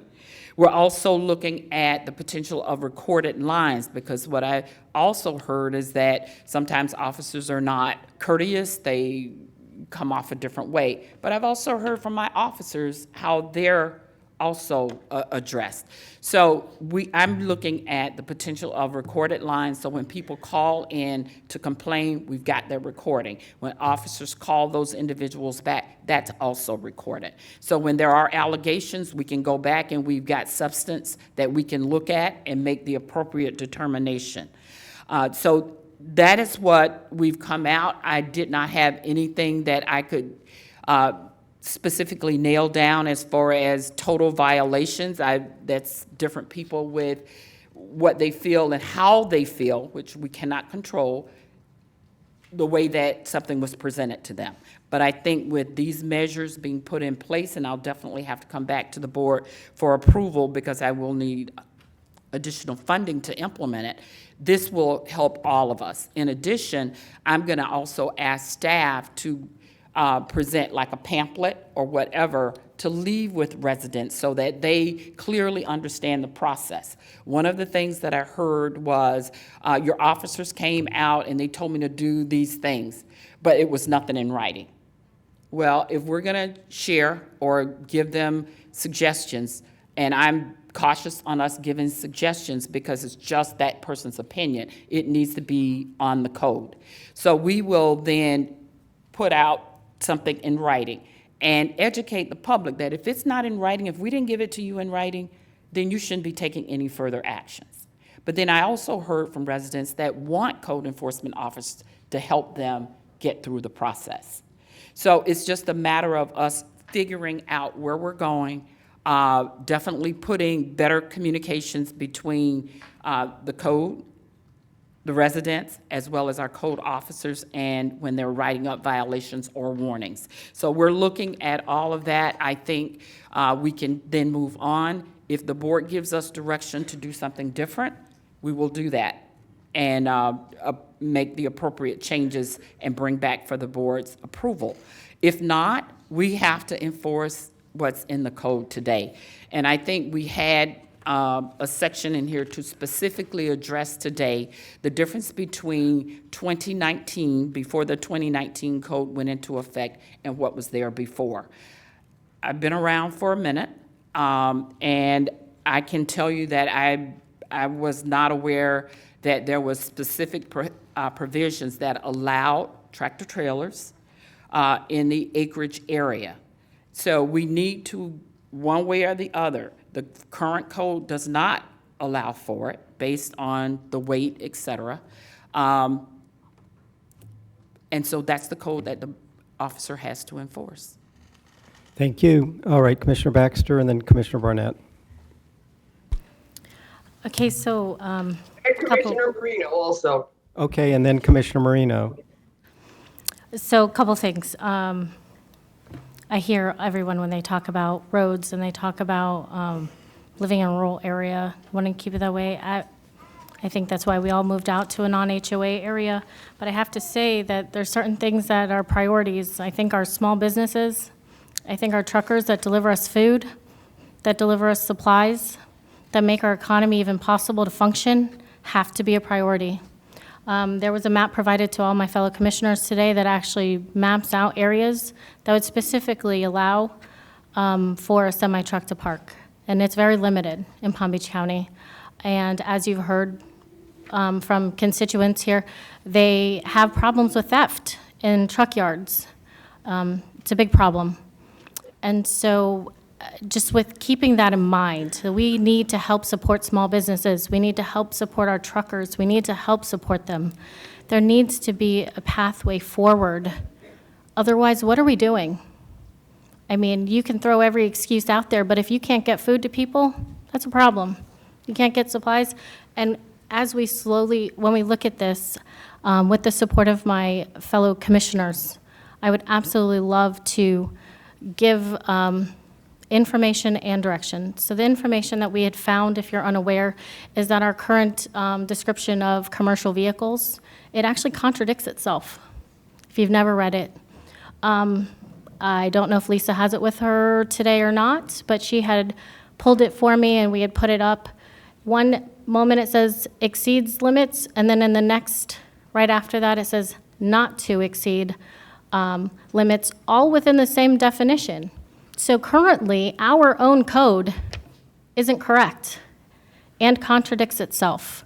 So the people who want to say due diligence before you move in, it's not very clear. And that was updated in, I believe that one was 2008. And there was another section that was, yes, crossed out in 2019, but had you moved out to our area prior to that, and any normal common person would say, guess what, this actually, I'm allowed to be here, commercial vehicle, so on and so forth. What it used to say, they did a copy and paste of our code, and that's why it now contradicts itself. I guess they're gonna try to find it. Regardless of finding it, it literally does contradict itself. If they can pull it up, that would be amazing.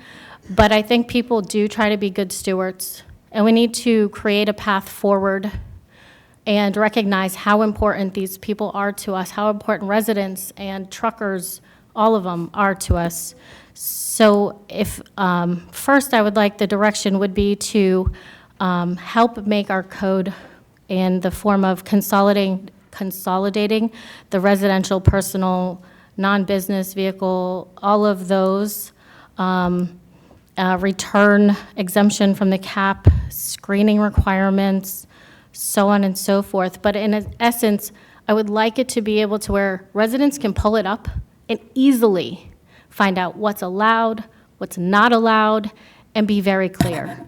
Let's clean it up a little so that I think most of our residents want to actually be in compliance, and this just creates a pathway, help that pathway take place. Secondly, as far as parking goes, I would love to see a way where when we set out a Google survey and had up to 300 responses from residents of what they would like to see, not see in certain areas. And we've also received 329 emails. My staff went through and broke down in pros, cons, what they liked, what they didn't like. And I have to tell you, there was 78% of the residents wanted to see some form of change and to allow, I would say the majority said 2 is good. 2 semi-trucks was good with them. and they wouldn't want any more, looking at then maybe classifying a lighter than a semi-truck into something different. I will leave that up to staff. Commissioner Baxter, if possible. if you don't mind, since I'm going to have to leave, I'd like to, if I could, and also Commissioner Woodward, I normally try and go last and make my comments in deference to the rest of you and not abuse my position here, but if you would be so kind. Please. Okay. So, I mean, anytime any allegations are made about people being untreated unfairly by their government, I take that very, very seriously, and I think we all do. I think that's something we're all very considerate of. At this point, I haven't seen any evidence presented at this point. If there is such evidence, I would encourage anybody who has it to please, if you're not comfortable going to county administration, you can go to your county commissioner, but please make sure you bring that evidence forward so that changes can be made. As it relates, and specifically to the truck parking, here's the concerns I have about, and specifically semi-truck parking. There's 17,300 parcels out in the acreage. If we were to say that we were going to allow one semi-truck per parcel, that would mean that we are saying by county policy that we're okay with 17,300 semi-trucks being parked out in the acreage. I'm not certain that that's a good thing for an area, but that's a concern of mine. But if in fact the commission and the board were to decide to move forward with changes, then you get into there's going to be a whole list of things that would have to be discussed because it's a very complicated matter. I mean, if it's as simple of just the semi-truck itself, that makes it much easier. But if you then begin to allow tractor trailers, and you allow the trailers, then which trailers and what materials and what about, the ones that are running, the refrigerated units. And then questions arise of how close to your neighbor's house can it be? Does it need to be screened? And if it's going to be screened, where is it going to be screened and from who? Do these trucks need to be parked on pavement? Do they need to be parked on something else? So I am very concerned about making such a widespread change that would have such large consequences to an area. But also understanding when we're talking about, it's not just the acreage. We're talking about all the ag residential in Palm Beach County, which is a lot of very different areas. And I think in order, and that's a little bit of what, and like I said, I appreciate you folks being here today, but the fact that this wasn't an item in front of us that the rest of the public could be invited to, I think it's a disservice to them that they weren't invited to come and speak. And I do, again, I appreciate you all being here, and I believe it was as a courtesy to you, but it also now has limited the time that I can spend on this, what I think is a very important discussion.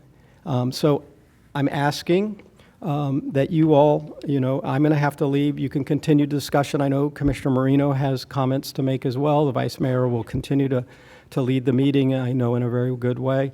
But maybe to postpone this so we can all be together and all have a decent discussion about this is a reasonable amount of time. And that we don't, unfortunately, I think the public has been misled as to what was going to be in front of us today and what we were trying to accomplish. So thank you. And with that, I'm going to have to excuse myself. You're in charge, ma'am. Sounds like I'm in charge. Okay, going to move right along.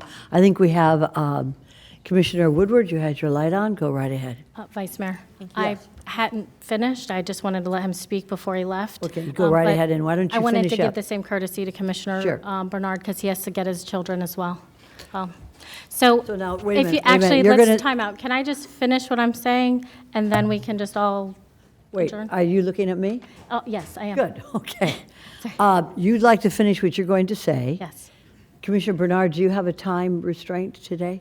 Yes. I do have a time restraint, but I'm Okay. trying my best to figure out a way for us to, well, can I speak or? Oh, absolutely. So I have 3 speakers that are set. one was a time constraint, and out of courtesy for you as a parent, why don't you go ahead, Commissioner Bernard, and say your piece, and I'm going I to get just back was- with you. Let's her continue. Oh, and would you it's- rather? Please. Okay, go right ahead, Commissioner. So I am assuming you got the first part of it, but I did want to let the mayor speak.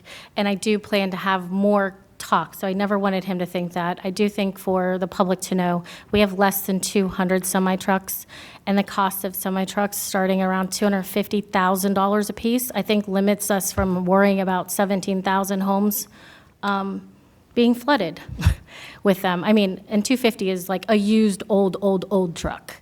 We're not talking brand new by any means. So that is where I think that is, but also keeping that in mind, if we could also, the sound part of it, we went over, if we could take a look at that. Timing at night, having a simple process through zoning permitting and a way to get them legal.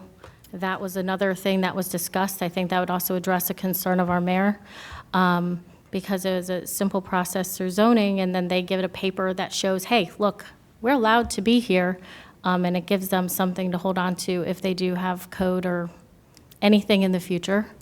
And I think they were all agreeable to that, and it was all part of, questions that we had sent out, keeping in mind we are a residential area that has home-based businesses, and to just introduce any other, I guess there were industrial options.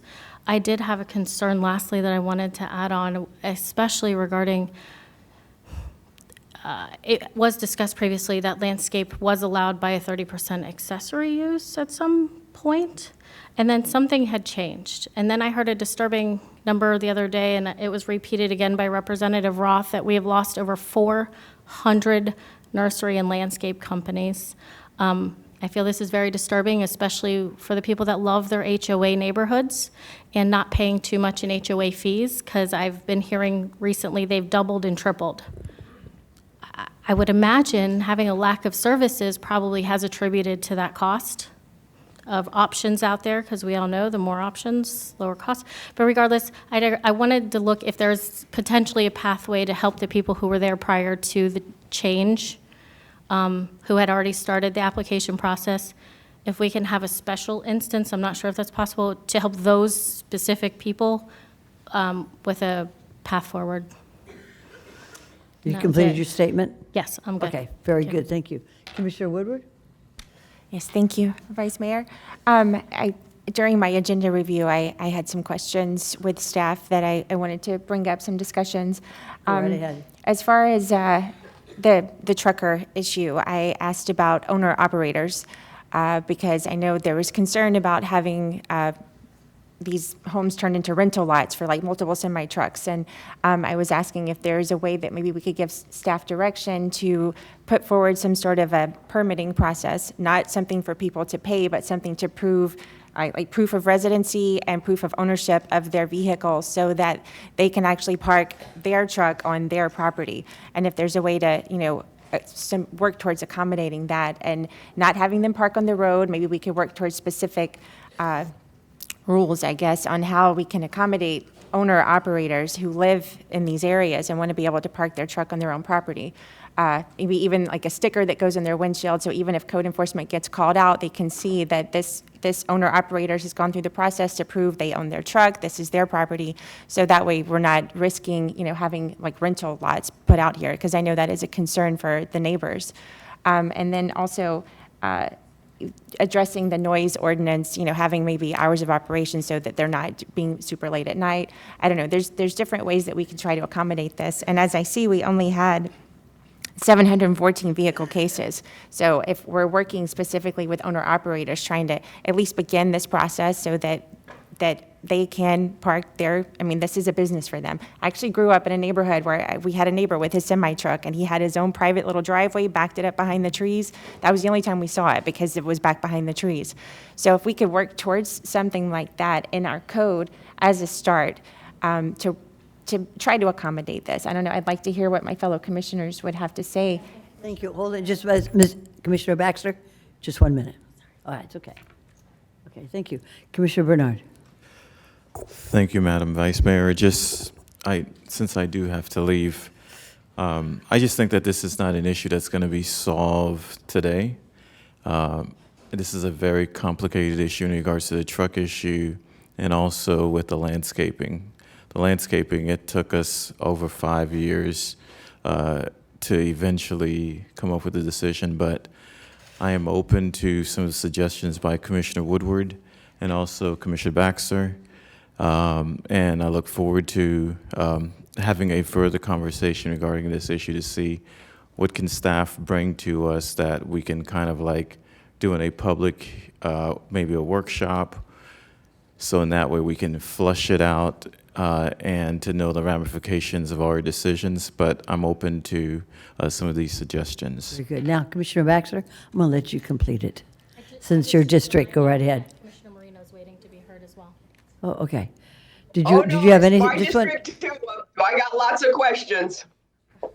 Don't leave me out. I Hold on just 1 second, Commissioner Marino. Is there anything else you wanted to say, Commissioner Did Baxter? I miss anything? Okay. Okay, thank you. All right, we've completed all the lights. Go ahead, Commissioner Marino. Thank you. Can you hear me? Fine, we can hear you fine. Okay. I have thousands of pages of information.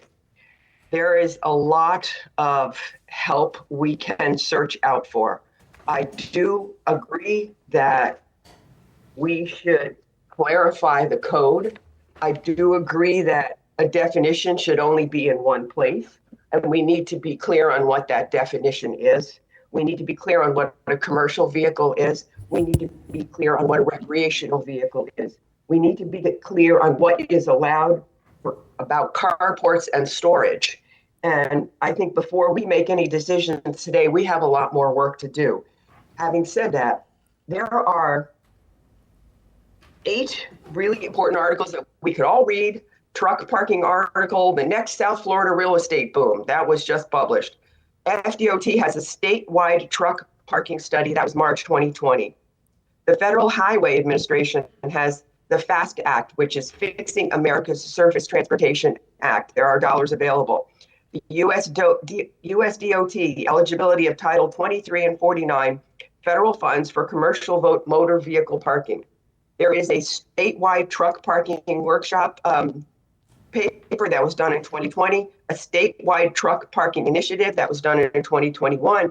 There's a federal memorandum and implementation of National Highway Freight Program. That was December 14th, 2022. Truck Parking Development Handbook, September 2020. I've had discussions with Jerry O'Reilly from FDOT here, our local representative.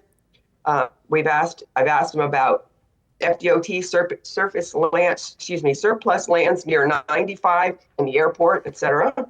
He's looking into that for us because they do have surplus land when they buy land for exits and entrances and exits, and they might redesign them. They might not need as much land as they have, being that these would be on a corridor that would be more, let's say, less residential, more commercial. That would be an ideal place for truck storage. I've also spoke with Matt Ledger from the Realtors Association, and I am going to pose to him that there be some workshop with the realtors about what is and isn't allowed and how they get their information. I know Patrick, I think I put you in touch with him yesterday. I don't see us doing a spot zoning in the acreage, and that's not legal. And to do something, we now have spent lots of time on all of our overlays to protect them. And what have we done with that? So I am in favor of clarifications. I'm not in favor of doing anything rash at this moment. I also have a question, Patrick. I know that this was supposed to be a discussion. I think the way this was handled today was not accurate, not appropriate. But has anyone lost their house due to code liens? Because, we've heard a lot of I'm losing my house, and I don't believe that has happened. So is there a yes or no answer to that? No one has lost their house due to code liens. Just 1 minute. Commissioner. He answered it. He answered No, it. we have not foreclosed on anyone's back to you in a home minute. in this regard.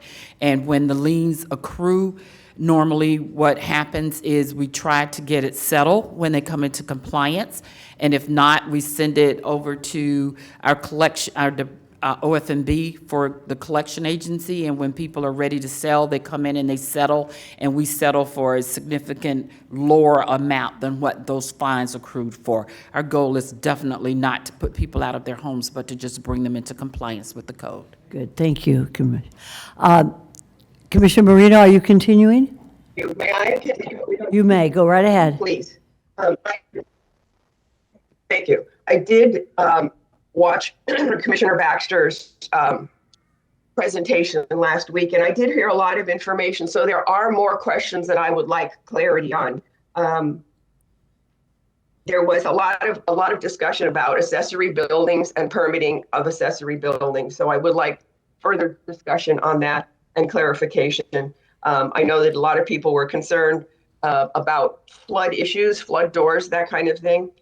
And there was also a comment about how the county got rid of records from 2000 forward, and therefore everybody before that should be grandfathered in. I mean, there were a lot of things that were said at the workshop that, because it was, just people talking and not having the ability to have someone from code or from planning and zoning answer their questions. I do have a list that I'm happy to supply that. And I'm happy to supply it to the rest of the commissioners too. I don't want this to be a battle. I really want us to determine what we have allowed people to do. And I don't mean allowed. I mean, what is in the code? What is in a statute? And I know that there's a lot of discussion about how many recreational vehicles are allowed. I heard someone at the meeting say there should be no limitations. And I do realize people's livelihoods are at stake, but you have 17,000 homes in the acreage. I got a lot of emails. I read every single email that came to me. There's 400 in my inbox right now. I read every single one that came to me. And yes, there were people that wanted tractor trailers, and there were people that didn't want tractor trailers. There were people that wanted information about commercial vehicles.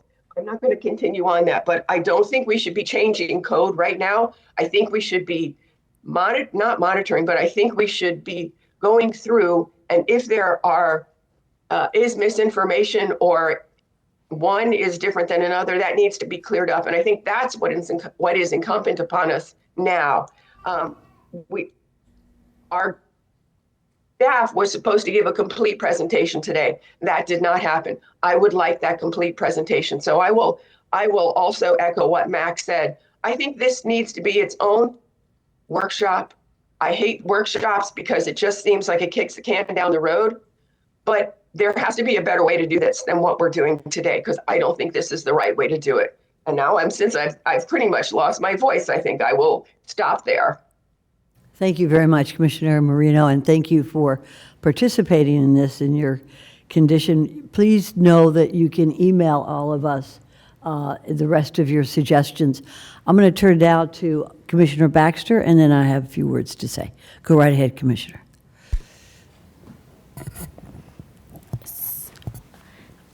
There were already boundaries made for the acreage. If we did limit this at some point, say we didn't all agree, but, say we did agree that it would just partake or concern the acreage of Loxahatchee, is that considered spot zoning? There are already lines drawn? Spot zoning, I don't know if that's legal, but. No, I'm go ahead. asking, is that spot zoning? spot zoning is typically for smaller areas of land. We'd have to do some research into that, but generally speaking, it's when one area within a greater area is treated more preferentially or differently than the rest in terms of rezoning and such. So this might be large enough to not actually be considered spot zoning? Once we get to the point of having more information about what is being directed or requested by the commission, we can look into that, and also how it relates to the code and how the area would be defined and what other areas contain as it relates to the proposed regulations and how it would be treated differently. Also, when we have conflicting direction given, what happens? conflicting information. County Administrator or I will ask the board to be very clear about the direction that's being given, to wit this one.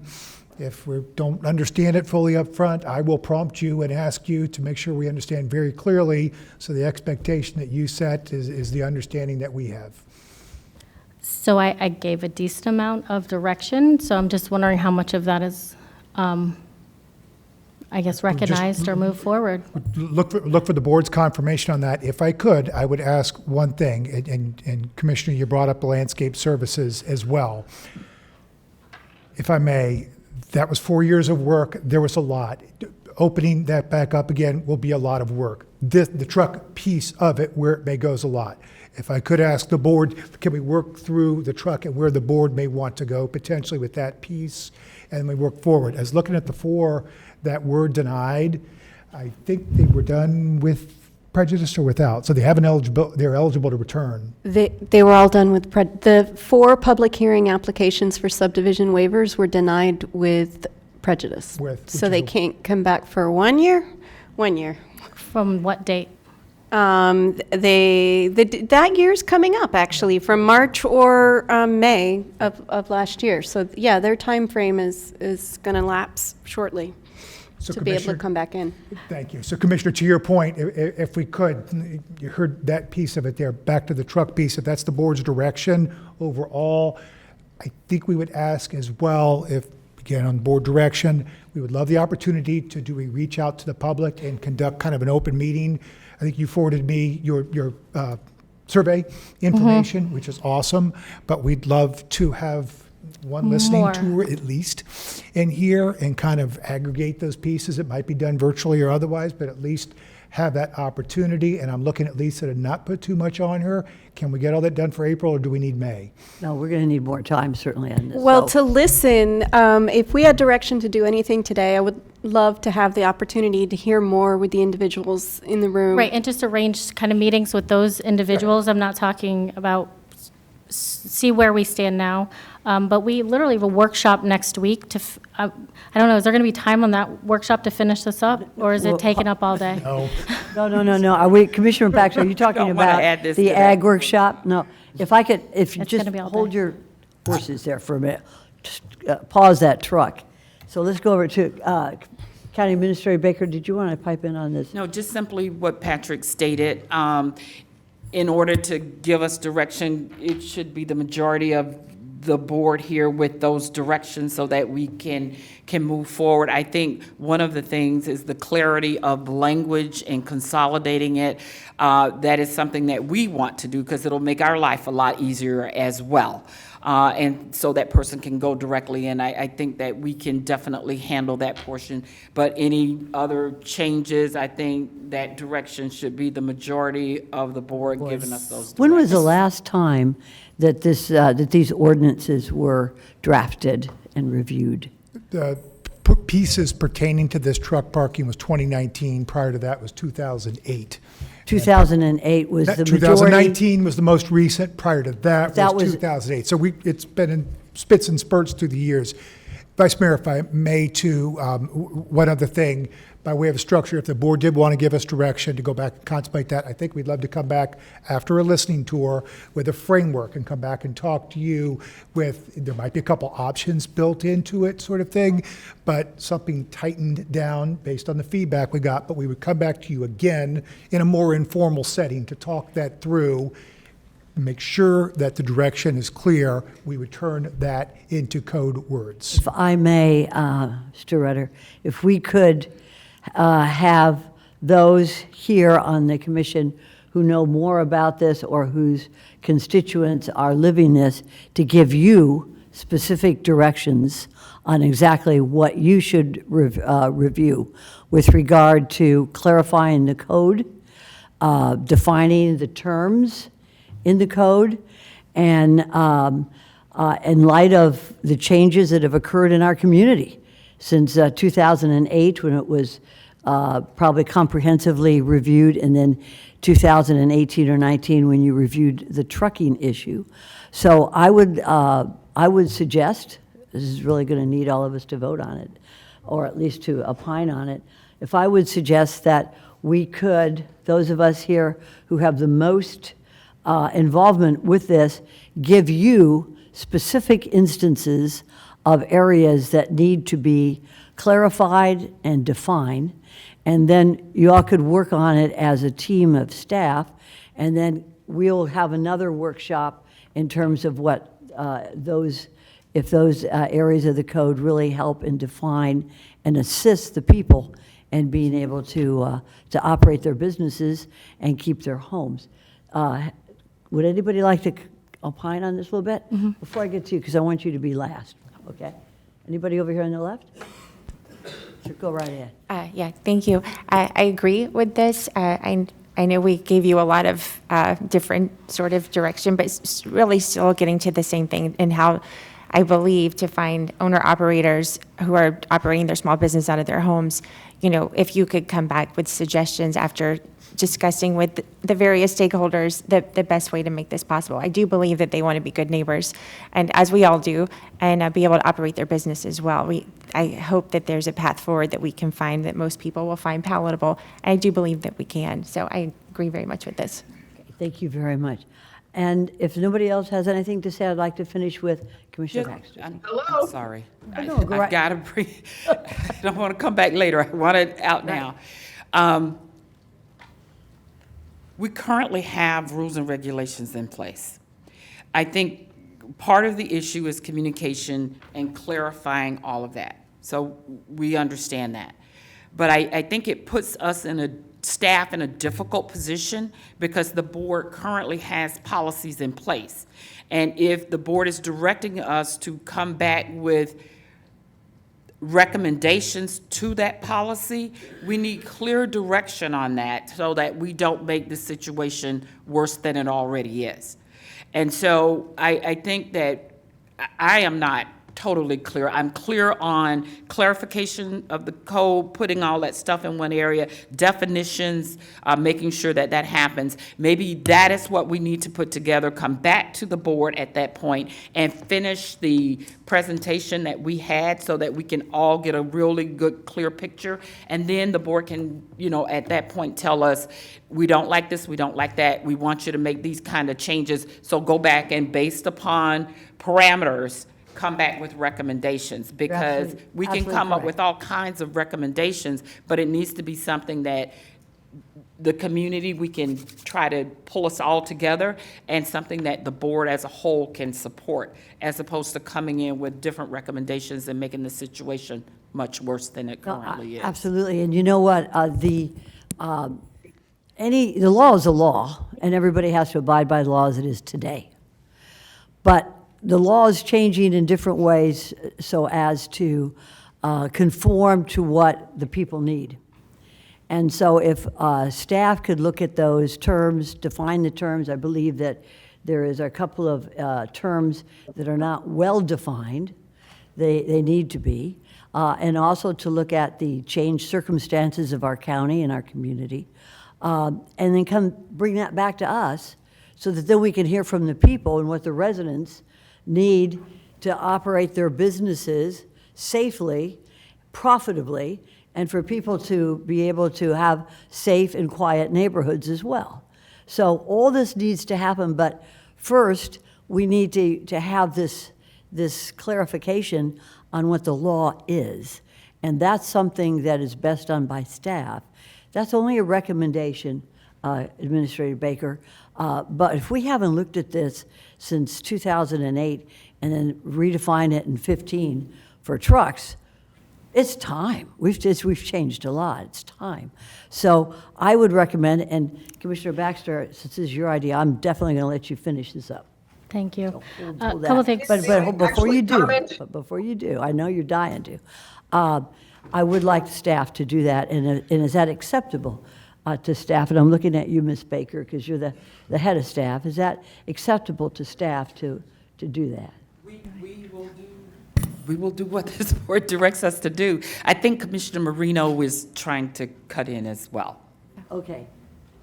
Is that what you wanted to say, Ms. Woodward? I just wanted to clarify what you're offering to bring back to us specifically narrows down what is allowed as far as the trucks, and then we'll be able to work forward from there on any changes that will be made after. Okay, thank you. Okay. Has anybody heard from Commissioner Marino? I'm here. I've been waiting. I can hear you. Go ahead, Commissioner Marino. You're recognized. Thank you. All right. As to spot zoning, this change for trucks would affect anybody in the AR community. So while it may only be a discussion in the acreage, AR communities are all over the county. So it would be considered spot zoning because it affects Jupiter Farms, it affects Palm Beach Country Estates, it affects Heritage Farms, it affects Pioneer Road, and there's a lot of other areas that are zoned AR. So whatever the definition of spot zoning is and how it applies here, I would suggest we make sure we dot our I's and cross our T's properly. Also, several months back, I had a discussion with GL Homes because in their project that they're going to be doing in the ITID district up there at the north end, I said to them, don't you have land that could be industrial, that could be truck parking? And the answer was yes. And it was, it was not a small amount of land either. I think it was 25 or 29 acres that they were talking about, that they've already committed to a parcel like this. So if it is doable, and that's something else we can work out, is maybe instead of having the trucks parked in the residences, they have something very close where they can park, and it would be, from what I was told, right off the main thoroughfare, so it wouldn't be on any of the ITID roads. Also, and I threw this out to Virginia last night, so Virginia, don't roll your eyes since I can't see you. She wasn't rolling her eyes, Commissioner Moreno. She rolled her eyes. The county has property at 20 Mile Bend that we were trying to put an ATV park on, but that RFP failed, and no one actually submitted. So that might be another possibility of where we could possibly have storage. I have heard everybody about saying the safety of storage and whatnot, and I can't imagine that's if you hear the police today, they're going to tell you how normal communities, POAs, HOAs, gated communities, everybody's cars are getting broken into. So it's a question of security. I understand that. I'm not trying to make people spend tons and tons of money to park their vehicles, but I don't want to say, yes, you can have a tractor trailer truck in the acreage and there's 17,000 parcels, because now that's going to become 17. There are going to be all kinds of more trucks that will be coming into that area. It will become a truck stop. I don't want that. I don't want to keep people from being small business owners. I don't want to keep owner operators from doing their business, but I don't believe that parking a 56-foot tractor trailer in your property, or in the case of Jupiter Farms, you all received a letter from John Myers, who is the person that runs South Indian River Water Control Management District. Those roadways cannot tolerate it, and they can't have people parking on the swales. The roads are narrow. He sent pictures of what they're doing now. So this is a very, very dangerous door that we are opening. I do not want to put anybody out of business. Let me repeat myself. Well, all I've heard are complaints. I haven't heard solutions. I've just given you two. And I think that by clarifying code and going forward, I think that's our first step. And then we can go, the next step will be how do we house these tractor trailers that need to be housed somewhere. Thank you very much. I think I'm done. Okay, thank you. We're going to close this session with Commissioner Baxter, who had requested it, and then we're going to give direction to staff, with the permission of Administrator Baker, on rewriting, redefining, reclarifying the code as it exists today for the entire Palm Beach County. We'll get a date from you that would be acceptable, so you can think about that while she speaks. And then we will get direction and come back here for an open discussion and a forum and a workshop of what would work for the people of this county. So with that, we're going to close with you. Commissioner Baxter, go right ahead. Thank you. A few things I want to address. The 30 acres that she was referencing that GL Home is talking about is in exchange for us selling out the ag reserve. I haven't reached that conclusion, that that's an acceptable trade-off at all. That's not correct. That is not correct. Okay, Sorry, Commissioner Sarah, Marino, that's already Commissioner part of their entitled community. Commissioner Marino, please, we're concluding this. We're going to stay on the topic. Misinformation. I'm sorry. That's It's okay. misinformation. So I'm hoping that's misinformation, but I specifically asked, and they said it was in exchange for doing the swap. That's what I was told. Maybe the other Commissioner commissioner. Baxter, if we could just keep to the issue on point. I know everybody wants to be able to conclude this, but to have a successful resolution. So let's stick specifically to closing this issue today. I've given you that courtesy. So I do want to agree that this wasn't the appropriate form, and I'm not sure whose decision it was under comments. So when we came before the board and heard a lot of this, we asked to come back in March and try to help with some of these code problems. This has become a terrible case of kick the can down the road. Every time we come here, it's, oh, well, let's put this off for another couple months. Let's put it off for another couple months. And we have real people that need help. We were patient enough when the board said we don't want to hear anything about, the moratorium on fines because it was coming back in March. Here we are in March, and we're kicking it down the road again. This is becoming a bad joke at this point. I would like, with some discretion, I would like to see this sooner than later. I mean, we can't keep just putting this off. And where, yes, it does affect, and I'm more than willing to limit direction to the acreage Loxahatchee, I heard from a lot of Jupiter Farms residents that would absolutely love a pathway forward, which is why I didn't start off with, can we just limit this? That would actually like to own or operate. I agree with Commissioner Woodward. I always want to call her Marcy, sorry. With Commissioner Woodward on a path forward for owner-operators. We're not talking about big, expensive lots, but if nothing else from today, let's clarify the code, consolidate what we were talking about so it's easier for residents as well, and a pathway forward for these owner-operators. And Commissioner Bernard, before he left, had agreed with that as well, and Commissioner Woodward, and I think Commissioner Sachs. And so I think we have a pretty good majority on this, but I don't want to keep kicking down the road every couple months to come back. Okay, thank you very much. Now, can we get a confirmation from staff that this is something that you could work on? And what we're talking about is redefining the code when it comes to the ordinance, when it comes to the code on code enforcement for the entire county. So it brings in not just the acreage, but Jupiter Farms and all of the areas of Palm Beach County. And I'm sure we have a lot of these areas, even in the Glades area. And if we could have, and this is not going to kick the can, we're going to have you review the code. And I'm so glad I have the two code enforcers right in front of me. I've seen you guys out on the field. If we could have you work with staff to redefine it, clarify the terms, and then come back to us with your suggestions, and then we could open it up to a workshop, and it would be for all the people in Palm Beach County, the Glades, Jupiter Farms, Ag Reserve, even Boca Raton, and Lake Worth. So is that something that the staff can do, Mr. Rudder?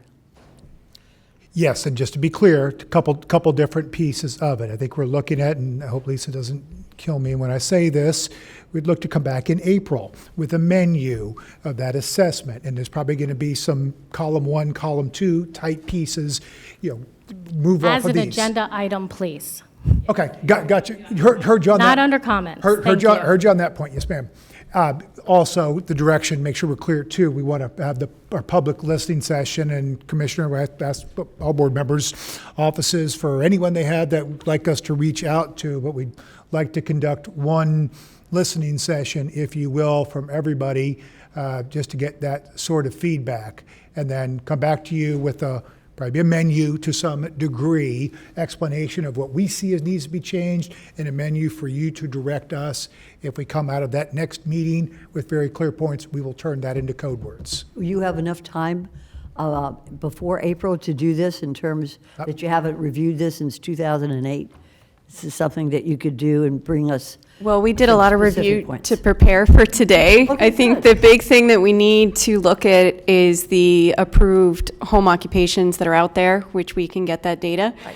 And also, you know, the listening, because it matters a lot, the difference between a 12,500 pound vehicle versus a 14,500 pound vehicle, which is currently not allowed, but it's really, if you could looking at them, I don't think you can tell the difference. So we need to hear what the folks have, what they're doing, what they're approved, you know, look at, and we have the ability to look and listen for a month and combine that with some of the work that we already did. We're more than on board for that. Very good, thank you. And I would suggest to my fellow commissioners to send to you what we have heard from our constituents that are important, whether it's parking their RVs or their big rigs or whatever it is, so that you have a little sense of what the people in the entire county would like. And before I recognize you, Ms. Baker, Commissioner Marino, did you want to say something at this point, or do you want to wait till comments? No, I just wanted to apologize for my outburst, but it's awfully hard to be recognized when you're not in the room. And I will reach out to the folks at GL Homes.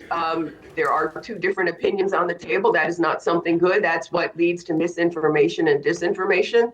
So I will get clarity on what the land is that they were talking about, because if Sarah is correct, then I owe her an apology. If she's not correct, then we just don't have misinformation out there. That's quite all right. That's why we have open forums, so we can express ourselves. It's hard when you It can't is. see It is. somebody. We hope you get better.